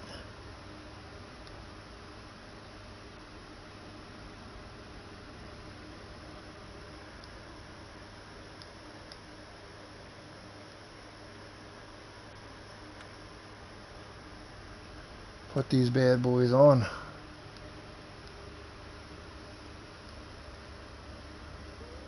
Beautiful. Primary flight display check. Verify the PFD is on. Is that what I'm looking at here? It looks like it's on to me.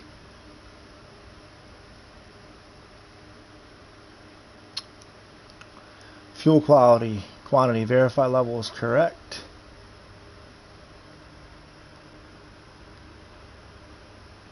Well, we're in the green, so I assume that's good. Okay, we got low fuel L and low fuel R. Annunciators. Verify that the annunciators are not shown on the PFD.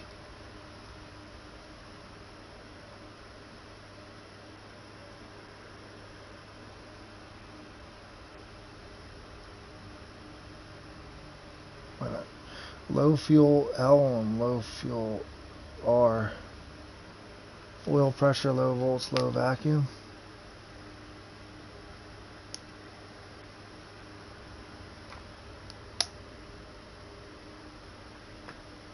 So I guess it's cool then, because I'm not seeing low fuel L or low fuel R in there. I see oil pressure, low volts, and low vacuum. Which doesn't sound good, but...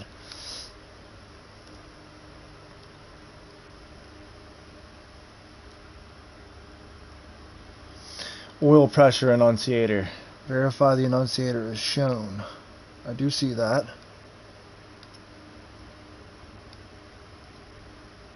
Low vacuum's also on. Low volts. Wait. Low volts annunciator. Verify annunciator is not shown. It is shown. So what do I do?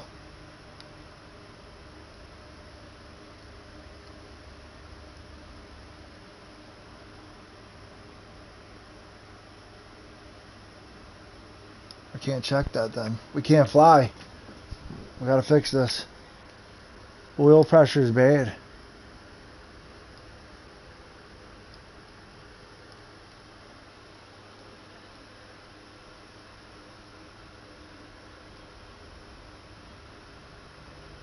I don't know, dude. This is confusing as fuck. And as usual, the chick next to me isn't explaining anything. Verify annunciator is not shown. This is very confusing.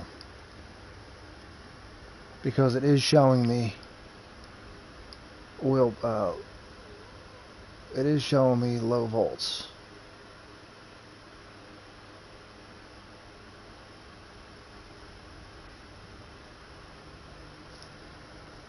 What does that mean? I have no clue. Master switch, alt and bat off. Check that both switches are in the off position. Wait, didn't I just put them on? Or is that a different one? Yeah, what the hell's going on? So now you want them off. What the fuck is going on?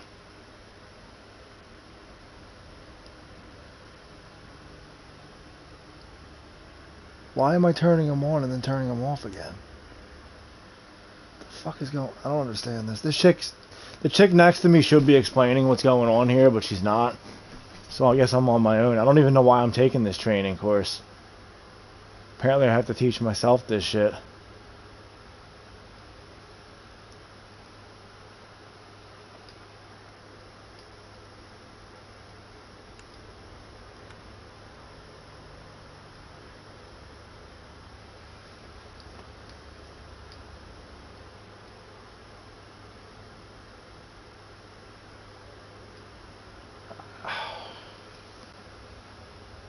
Low volts annunciator.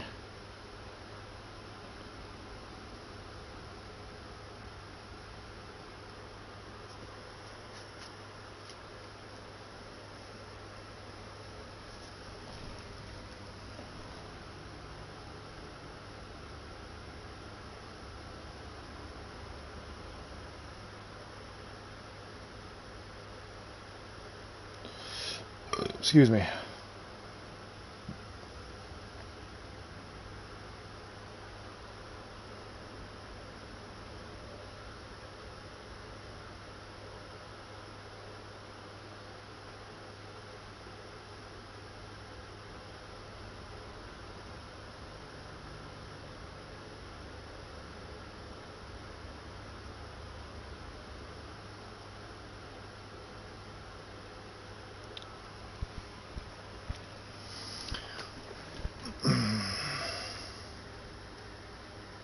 Oh, wait a minute, here we go. Here's Reddit. Pre-flight checklist asks for low volts annunciator to be not shown. Okay. It's a bug.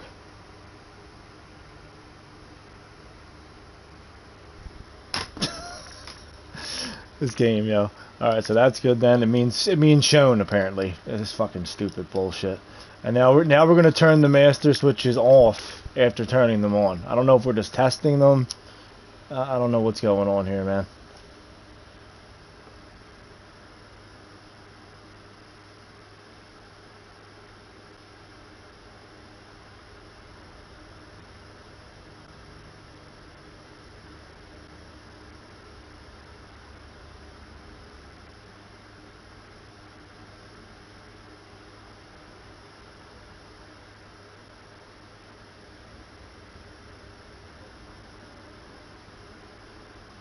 So this is the, okay, so let me get this straight. This is the pre-flight training that she's not showing me how to do any of this.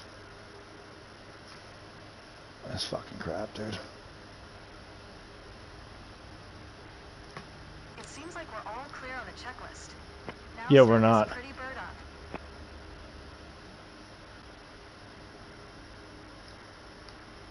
You're speaking way too soon, sweetheart.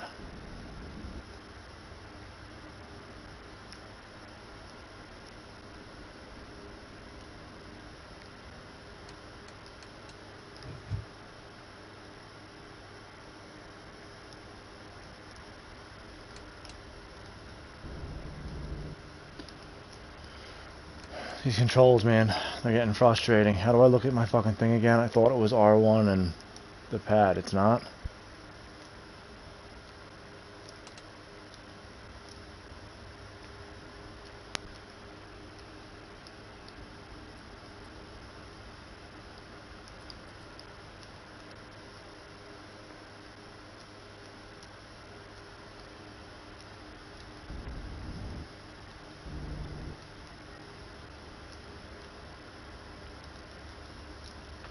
I could have sworn it was R1 and the pad to pull that device back out.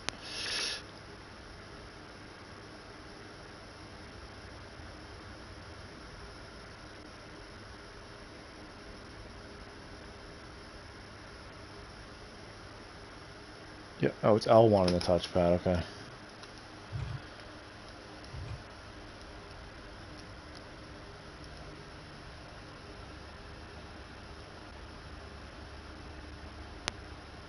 Set the elevator trim to the takeoff position.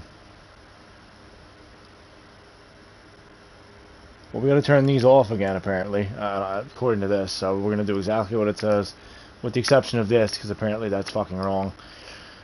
Game's been out how long, and that's still in there? Okay. Set the elevator trim to the takeoff position.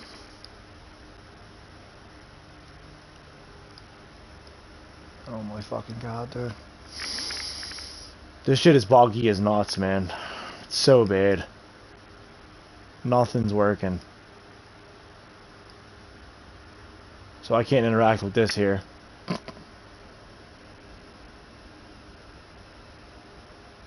Oh man, this is fucking horrible. Oh god. Turn it off and on maybe? I don't know.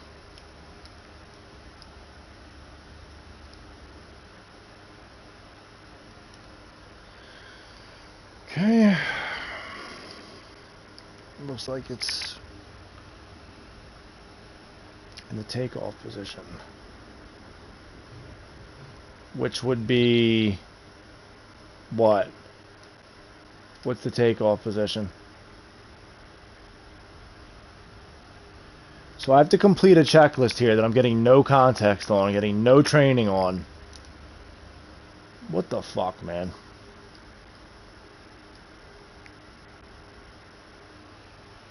Maybe like a little instructional in here that tells me what you mean by the takeoff position would help. I mean, this is supposed to be the training. Fucking shit's ridiculous. I see takeoff right there. So I guess it's center, so it would be 50 degrees. We'll just go with that. And if we crash and die, well, it's her fault. She didn't tell me what to do.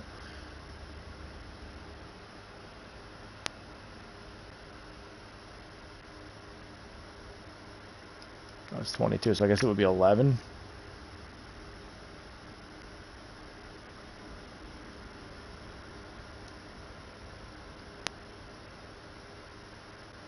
Oh, wait a minute. Okay, I see the little thing. It actually moves, but since this gigantic fucking thing is in the way, I can't fucking see it moving. Fucking terrible. What kind of fucking stupid ass idiot fucking designed it like that? To have that show up right there where you have to look at the like notch. Fucking stupid asses.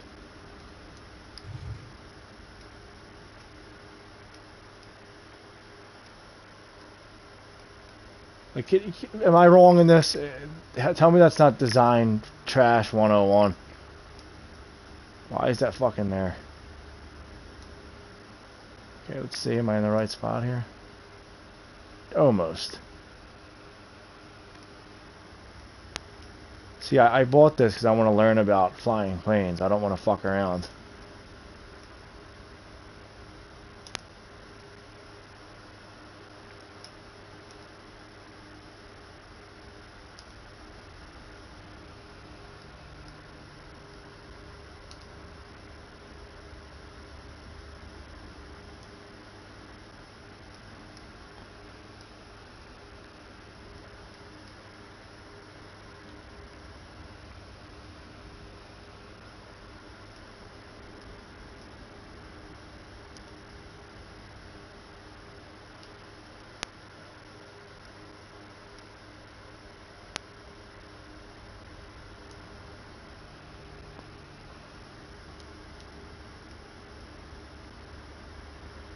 I don't know.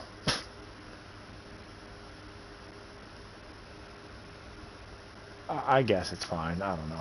Fuck. Fuel selector valve.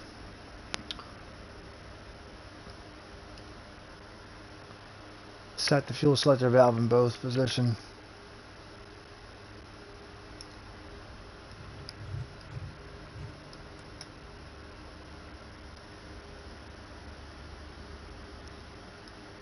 Static pressure alternate source.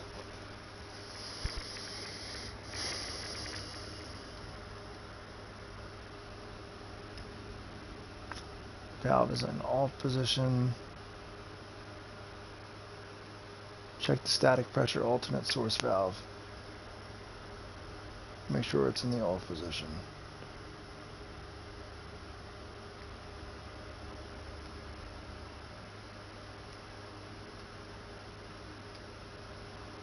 It is. So that's done. Verify security of attachment and general condition.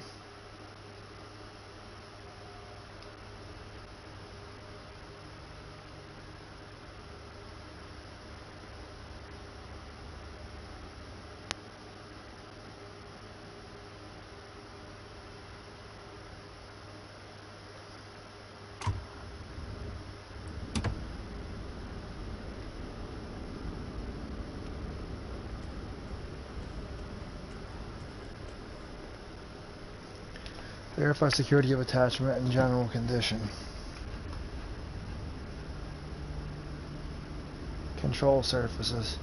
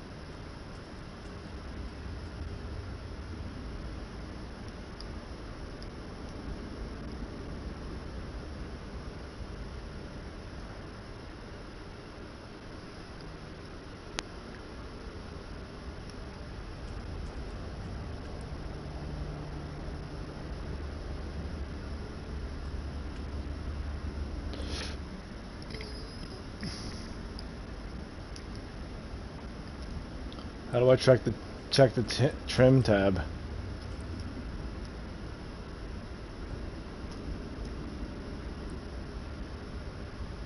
I guess it's fine.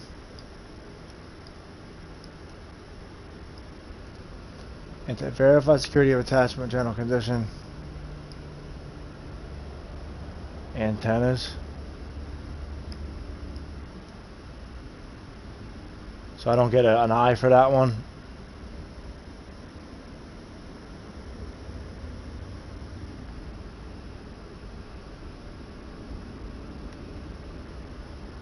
I guess it's on the top.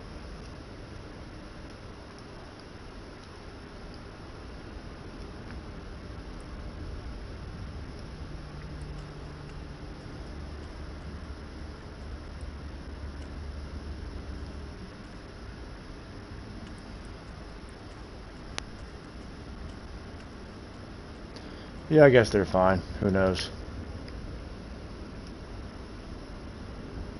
Verify security of attachment. Verify security. So we got the airline and the flap.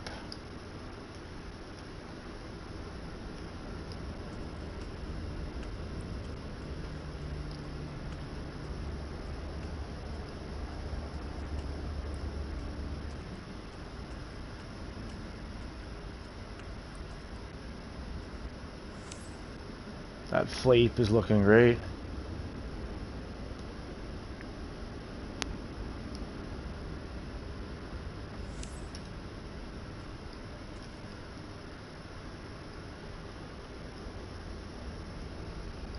Main wheel tire. Check for proper inflation and general condition.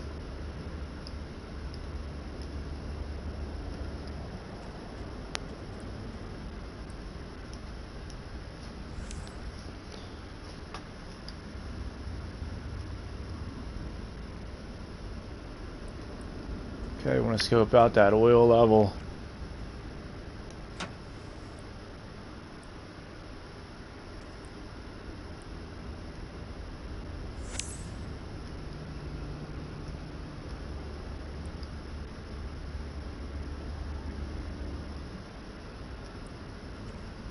Engine cooling air inlets. Clear of OBST. Verify the inlets are not obstructed. I guess that's here. Which we took those covers off, so that's probably that. Propeller and spinner, check for nicks. Verify the propeller condition. Looks damn brand new to me. Nose wheel.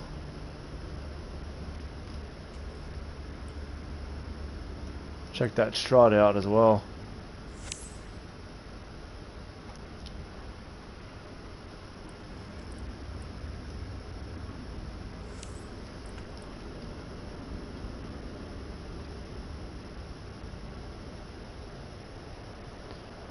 Okay, left wing leading edge, check for condition and cleanliness.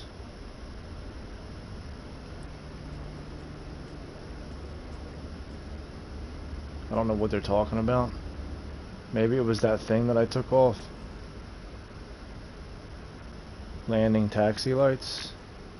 Okay, yeah, there's only a light on this one, so looks good. I reset it all. Can you believe that? Why is that even there?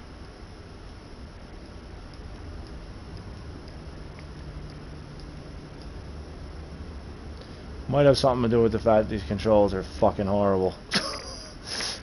I mean, what can you do with a controller? I'm sure they did their best.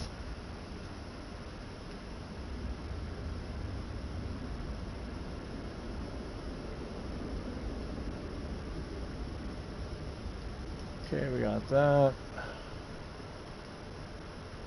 NOS. Leading edge is looking good.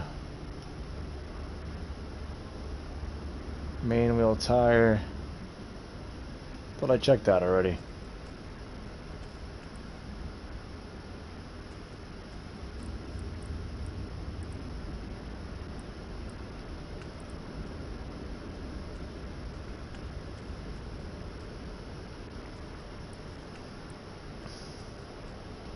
Main wheel tire. Wait, what's that? It looks good. I guess that if that's how's that the main wheel? Okay. I don't know.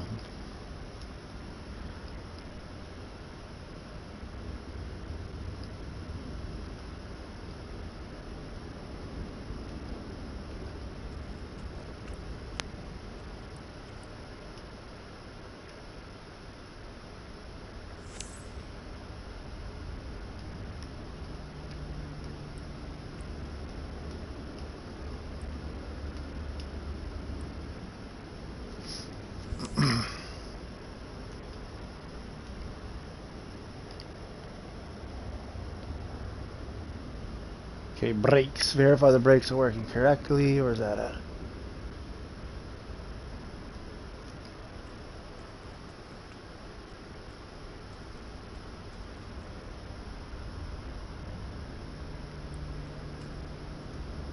I guess that's inside.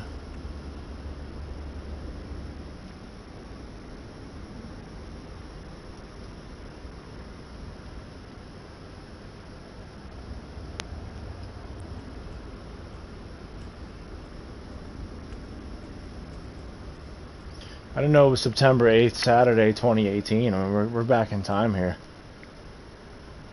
This shit's real fucking up to date. Okay, now it's not appearing at all. Yeah, sure, the brakes are fucking fine. This is getting annoying. All electric equipment must be off. I don't know how to check any of that. Alright, let me just take it. I'm gonna go inside the cockpit and see if it fixes that, because this is aggravating me.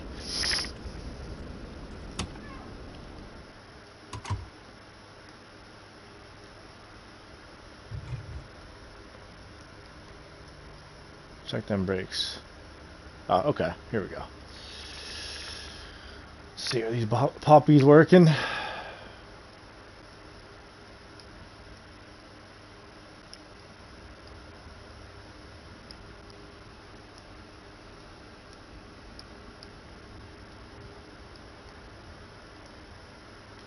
I mean, I guess. Not sure how I'm supposed to check that, but alright. Electronic equipment. Make sure it's all off.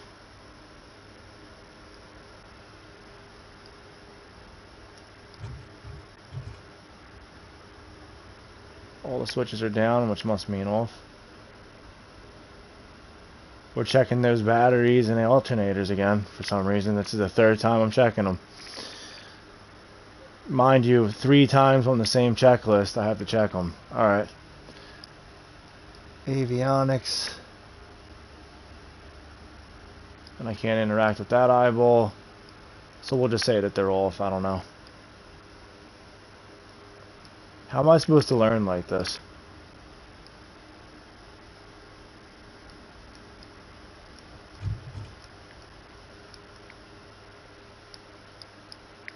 This is glitchy as all get out. Avionics. Okay, they're off. Fuel selector. Set the fuel selector valve in both positions. Already did that. See, this is, again, I did that already in a previous inspection. Fuel shut off. Push full in.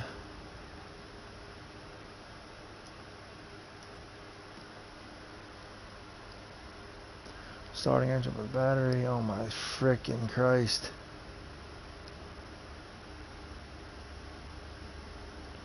Push the throttle lever slightly.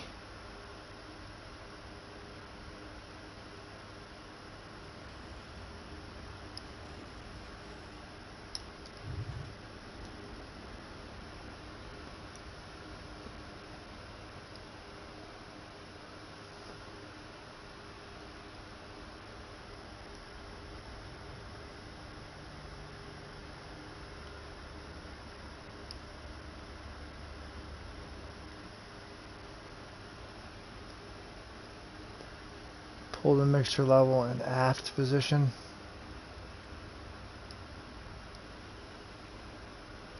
What's aft mean?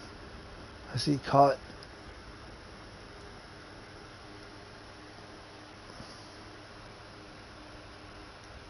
None of this is being described or explained. STBY battery switch arm. Verify that the PFD comes on.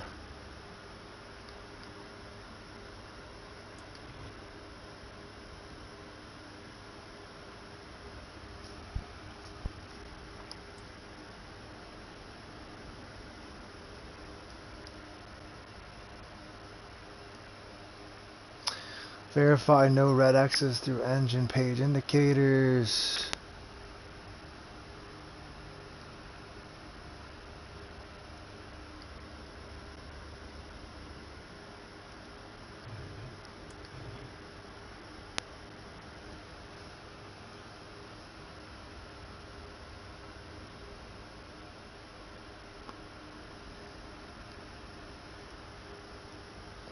No red X's through engine page indicators. Well, there is.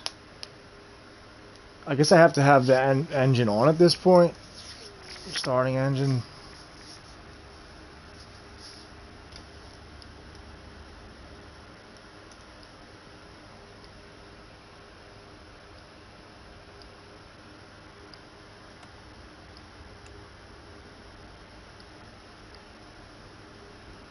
Okay, they're on.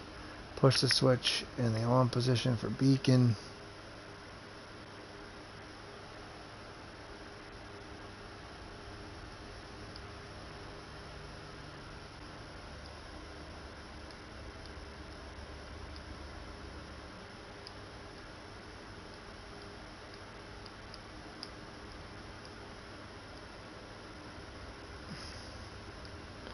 If that's the button, I can't interact with it. Alright, here we go. Where is that?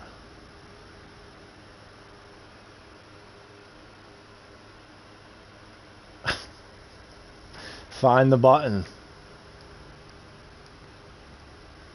I guess that's it right there. Beacon lights.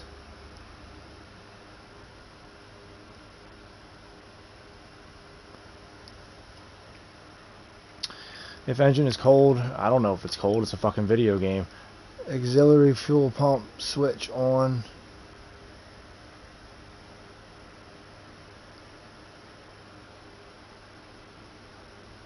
Is this the auxiliary fuel pump?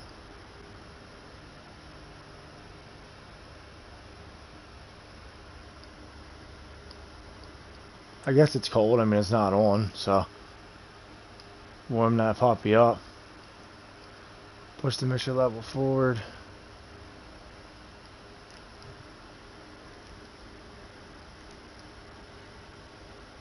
Crank that puppy right there. Pull the mission level in the aft position. I have no idea what that means, so sure, that's done. Auxiliary fuel pump switch off. Push the switch in the on position.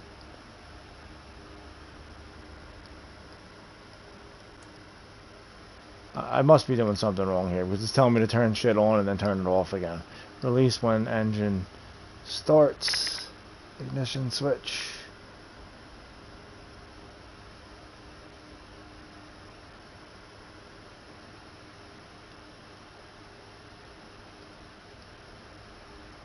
You know what? The fuck with this. This all feels very pointless considering I have no idea why I'm turning shit on and then off again. It doesn't really... nothing's being explained to me, so I'm just gonna complete all these. And this is why they're letting you bypass this part of the game, because it's like clearly not fleshed out. At least not in this training module.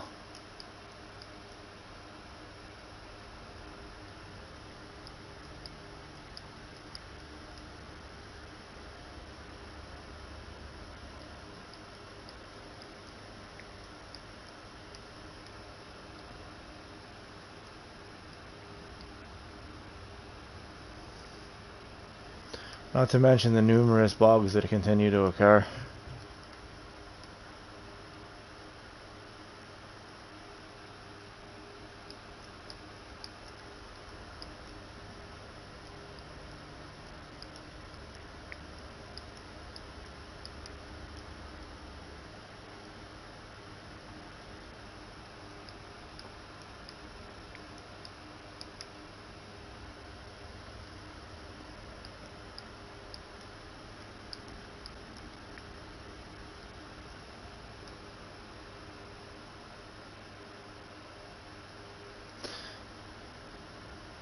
So it says start the engine either by completing the checklist or quick start.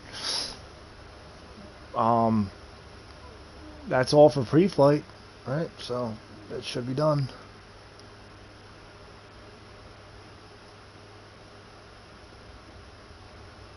For curiosity, I'm just gonna complete all these as well.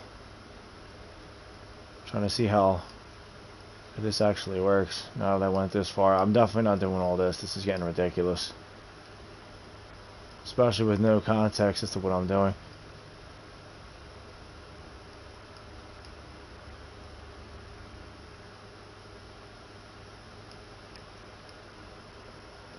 It's like just like a fucking monkey pressing buttons over here.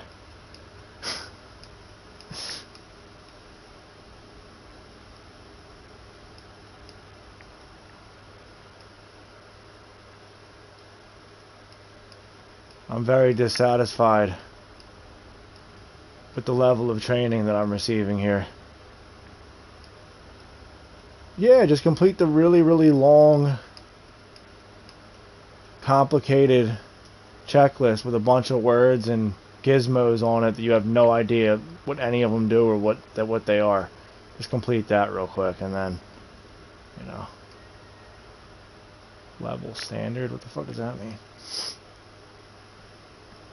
Okay, so I don't know how we're doing in flight and post flight here because we're definitely not there yet, but the game apparently wants it because it hasn't started the engines yet.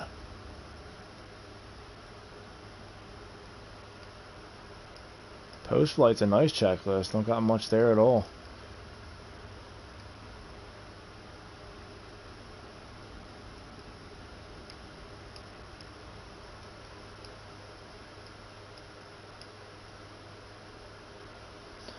That's everything.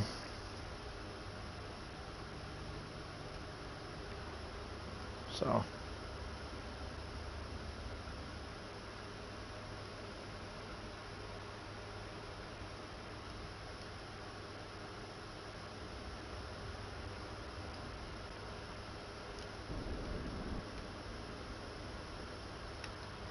Well, that was pointless, wasn't it? Because it didn't actually start the engine. I guess I could have just pressed R1 and that from the start. That's fucking lovely. Alright, I'll get this show on the road then. Now that we've covered all the preparations, let's get to the You mean now that I've covered all the preparations? You're trash. You didn't cover a single fucking lick of preparations.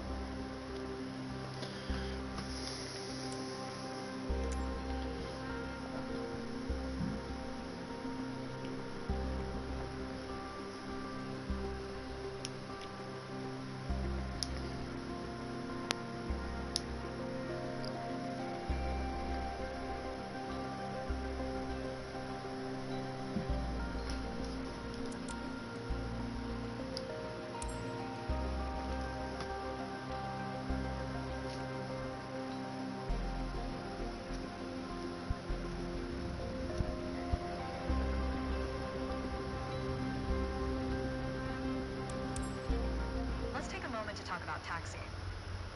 Taxiing refers to moving the aircraft on the ground under its own power. In particular, getting from the ramp out to the hold short point on the edge of the runway. Steering on the ground is managed through the rudder pedals. That's right, unlike driving a car, we turn by using our feet. Okay, ready? With the throttle idle, release your parking brake. Okay, where's my parking brake at? Oh, it's down there, okay. Okay. Now, gently increase throttle to get the aircraft moving.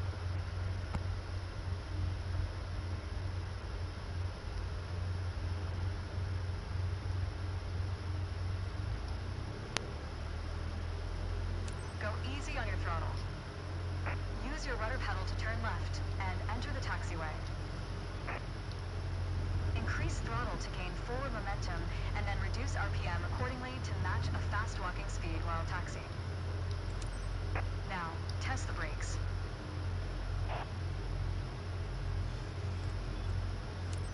Good. Brakes checked. Taxi to the next exit, then come to a stop. Remember to control your speed with throttle and brakes. See the crossing in front of us? Stop before it, as if traffic was coming off the runway.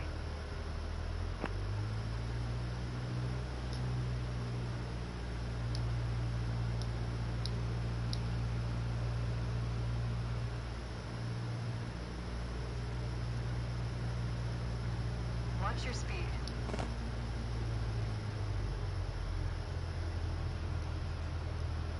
Watch your speed.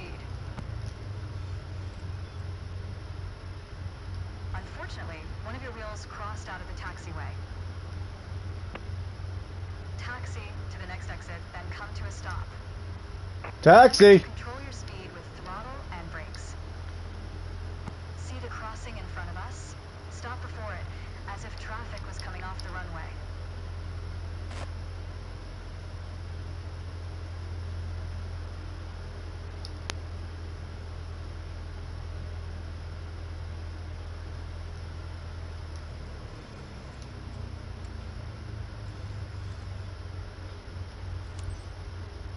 Unfortunately, one of your wheels crossed out of the taxiway. Alright, taxi to holding point. Did it now. Alpha 1 next. It's at the far end of the airport, near the head of runway 21. Stay as close as possible to the taxiway center, marked by the yellow line, and watch your speed.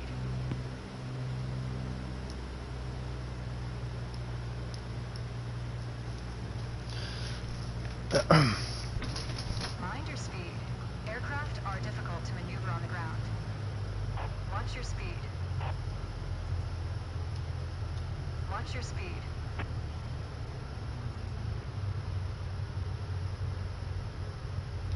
Watch your speed. Still too fast, huh? The throttle's completely like off. After the right turn, come to a stop before the hold short point, in prep for takeoff.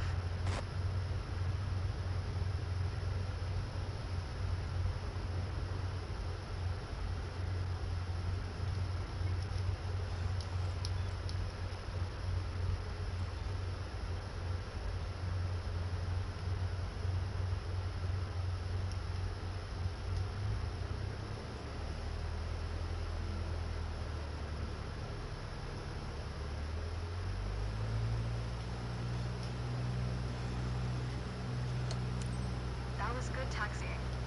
Thank you. The next challenge will be to keep the aircraft under control while at full throttle for takeoff. That's definitely not an A. I fucked up.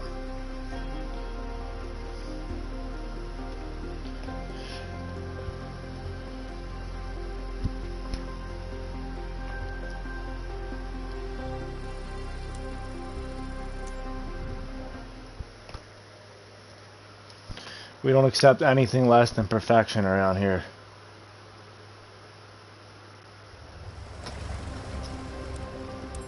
Let's take a moment to talk about taxiing. Taxiing refers to moving the aircraft on the ground under its own power. In particular, getting from the ramp out to the hold short point on the edge of the runway.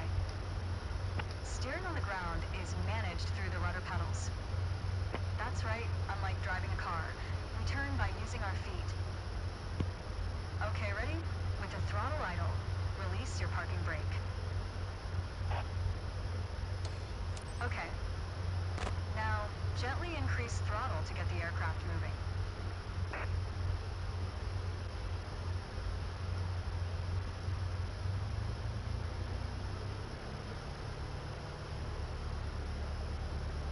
Go easy on your throttle. Use your rudder pedal to turn left and enter the taxiway. Increase throttle to gain forward momentum and then reduce RPM accordingly to match a fast walking speed while taxiing. And what speed would that be? Now, test the brakes. Good. Brakes checked. Taxi to the next exit, then come to Remember to control your speed with throttle and brakes. See the crossing in front of us? Stop before it, as if traffic was coming off the runway.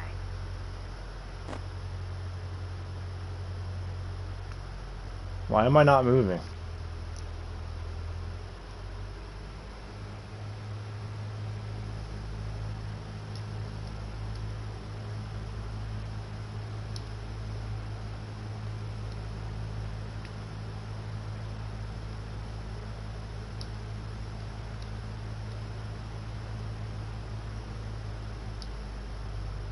Watch your speed. Yeah, I know. Watch your speed.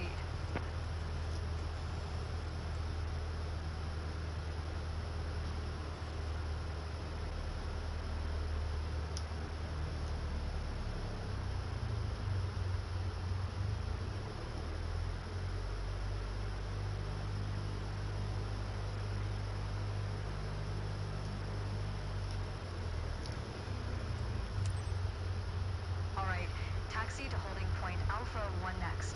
It's at the far end of the airport, near the head of runway 21. Stay as close as possible to the taxiway center, marked by the yellow line, and watch your speed.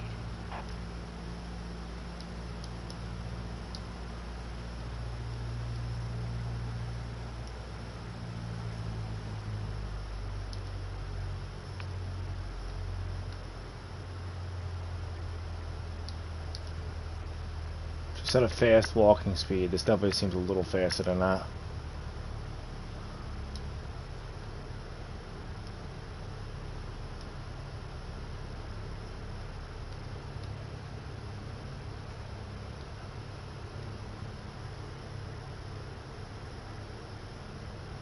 This looks more like a fast walking speed, I think.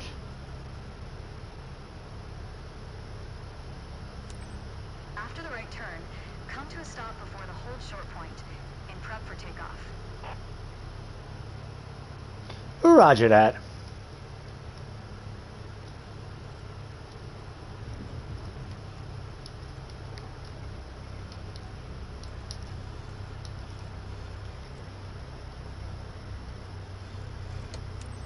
Remain on the taxiway center line. You don't want to risk damaging the aircraft. The next challenge will be to keep the aircraft under control while at full throttle for takeoff. I must have fucked up there too somehow. I wasn't on the taxi line, apparently. That could be an A though, right? I don't think it was that bad. A fucking C, what? Kind of fucking bullshit. I swear I hate this chick. I guess the speeding was reducing my score. Let's take a moment to talk about taxiing. Taxiing refers to moving the aircraft on the ground under its own power. Alright. In particular, getting from the ramp out to the hold short point on the edge of the runway. Steering on the ground is managed through the rudder pedals. That's right, unlike driving a car, we turn by using our feet. Okay, ready?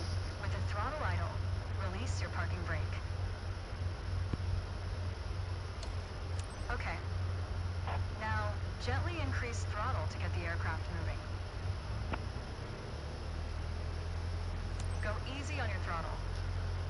Use When your I go rudder easy pedals on to my turn throttle, it right never and fucking enter doesn't move. Increase throttle to gain forward momentum and then reduce RPM accordingly to match a fast walking speed while taxiing. Now, test the brakes. Good. Brakes checked. Taxi to the next exit, then come to a stop. Remember to control your speed with throttle and brakes. See the crossing in front of us? Stop before it, as if traffic was coming off the runway.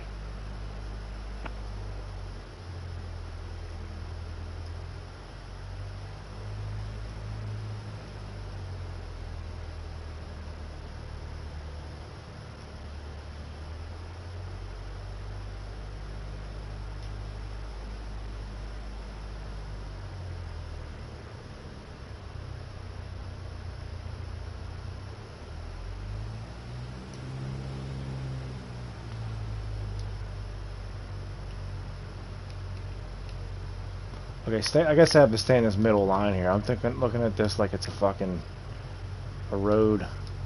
That probably was affecting my score as well. Watch your speed. Already reprimanded me on my speed.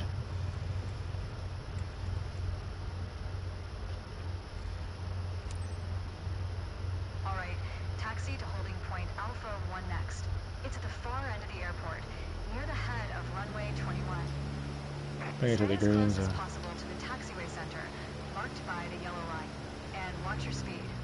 Mind your speed. Aircraft are difficult to maneuver on the ground. Watch your speed. Shut the fuck up.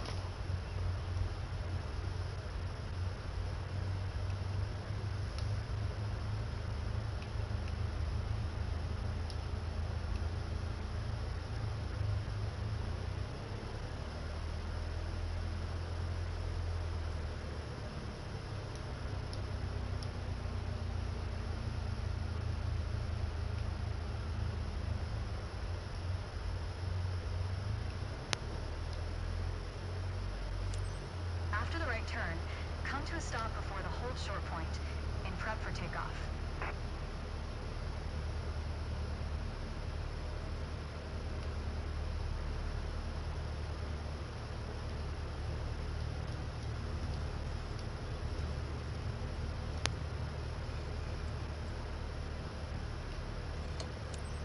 That was good taxiing.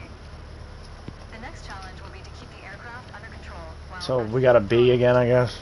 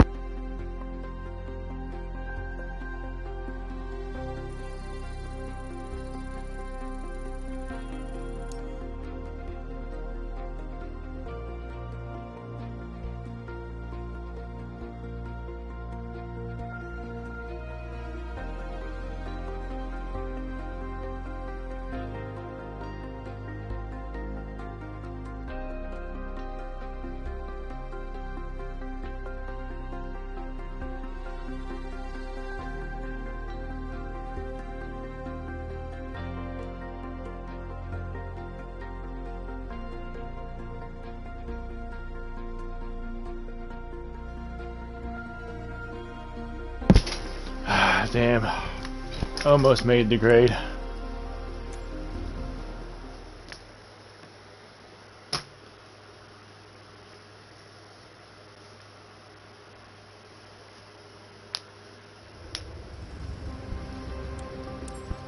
Let's take a moment to talk about taxiing. Taxiing refers to moving the aircraft on the ground under its own power. In particular, getting from the ramp out to the hold short point on the edge of the runway. Steering on the ground is managed through the rudder pedals. That's right, unlike driving a car, we turn by using our feet. Okay, ready? With the throttle idle, release your parking brake. Okay. Now, gently increase throttle to get the aircraft moving. Okay, that's gently increasing it, right? I see no movement. Go easy on your throttle. Use your rudder pedal to turn left and enter the taxiway. Increase throttle to gain forward momentum and then reduce RPM accordingly to match a fast walking speed while taxiing.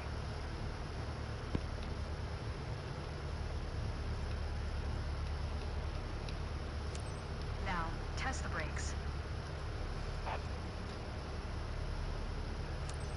Good. Brakes checked. Taxi to the next exit, then come to a stop. Remember to control your speed with throttle and brakes. See the crossing in front of us? Stop before it, as if traffic was coming off the runway.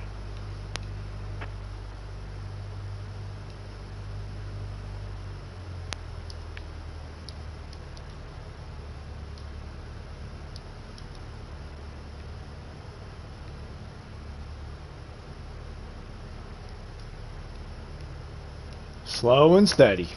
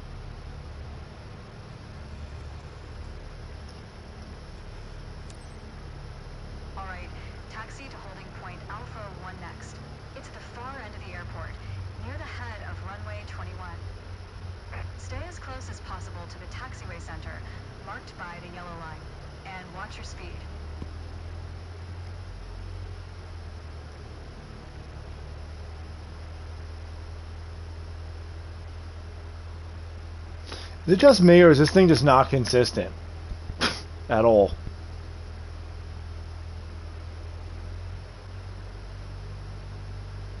Can I move, please? What the fuck is going on? I'm at practically full throttle here, and this thing ain't going nowhere.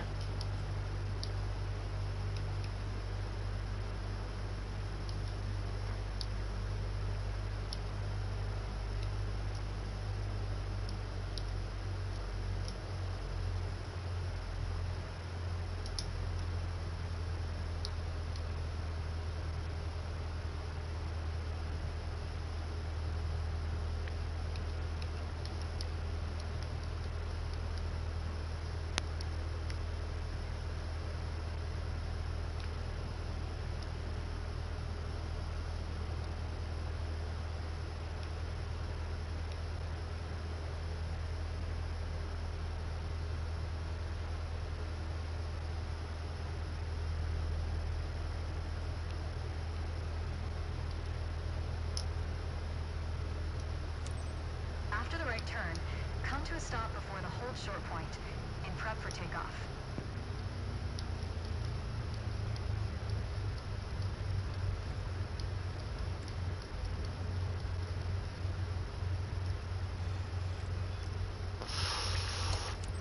You've mastered that lesson. Beautiful. The next challenge will be to keep the aircraft under control while at full throttle for takeoff. That must be 100%, 100%, right? I mean, she said I mastered it. I want to see that bar all the way at the top, baby.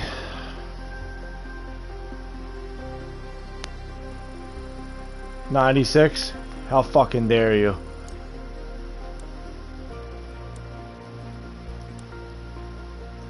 Let's check out the rest of these certifications.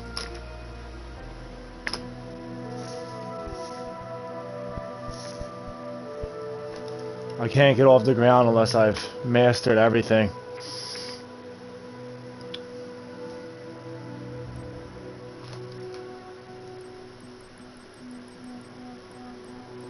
Wow, 1, 2, 3, 4, 5, 6. Still got 6 left. So what did I do today? Maneuvering.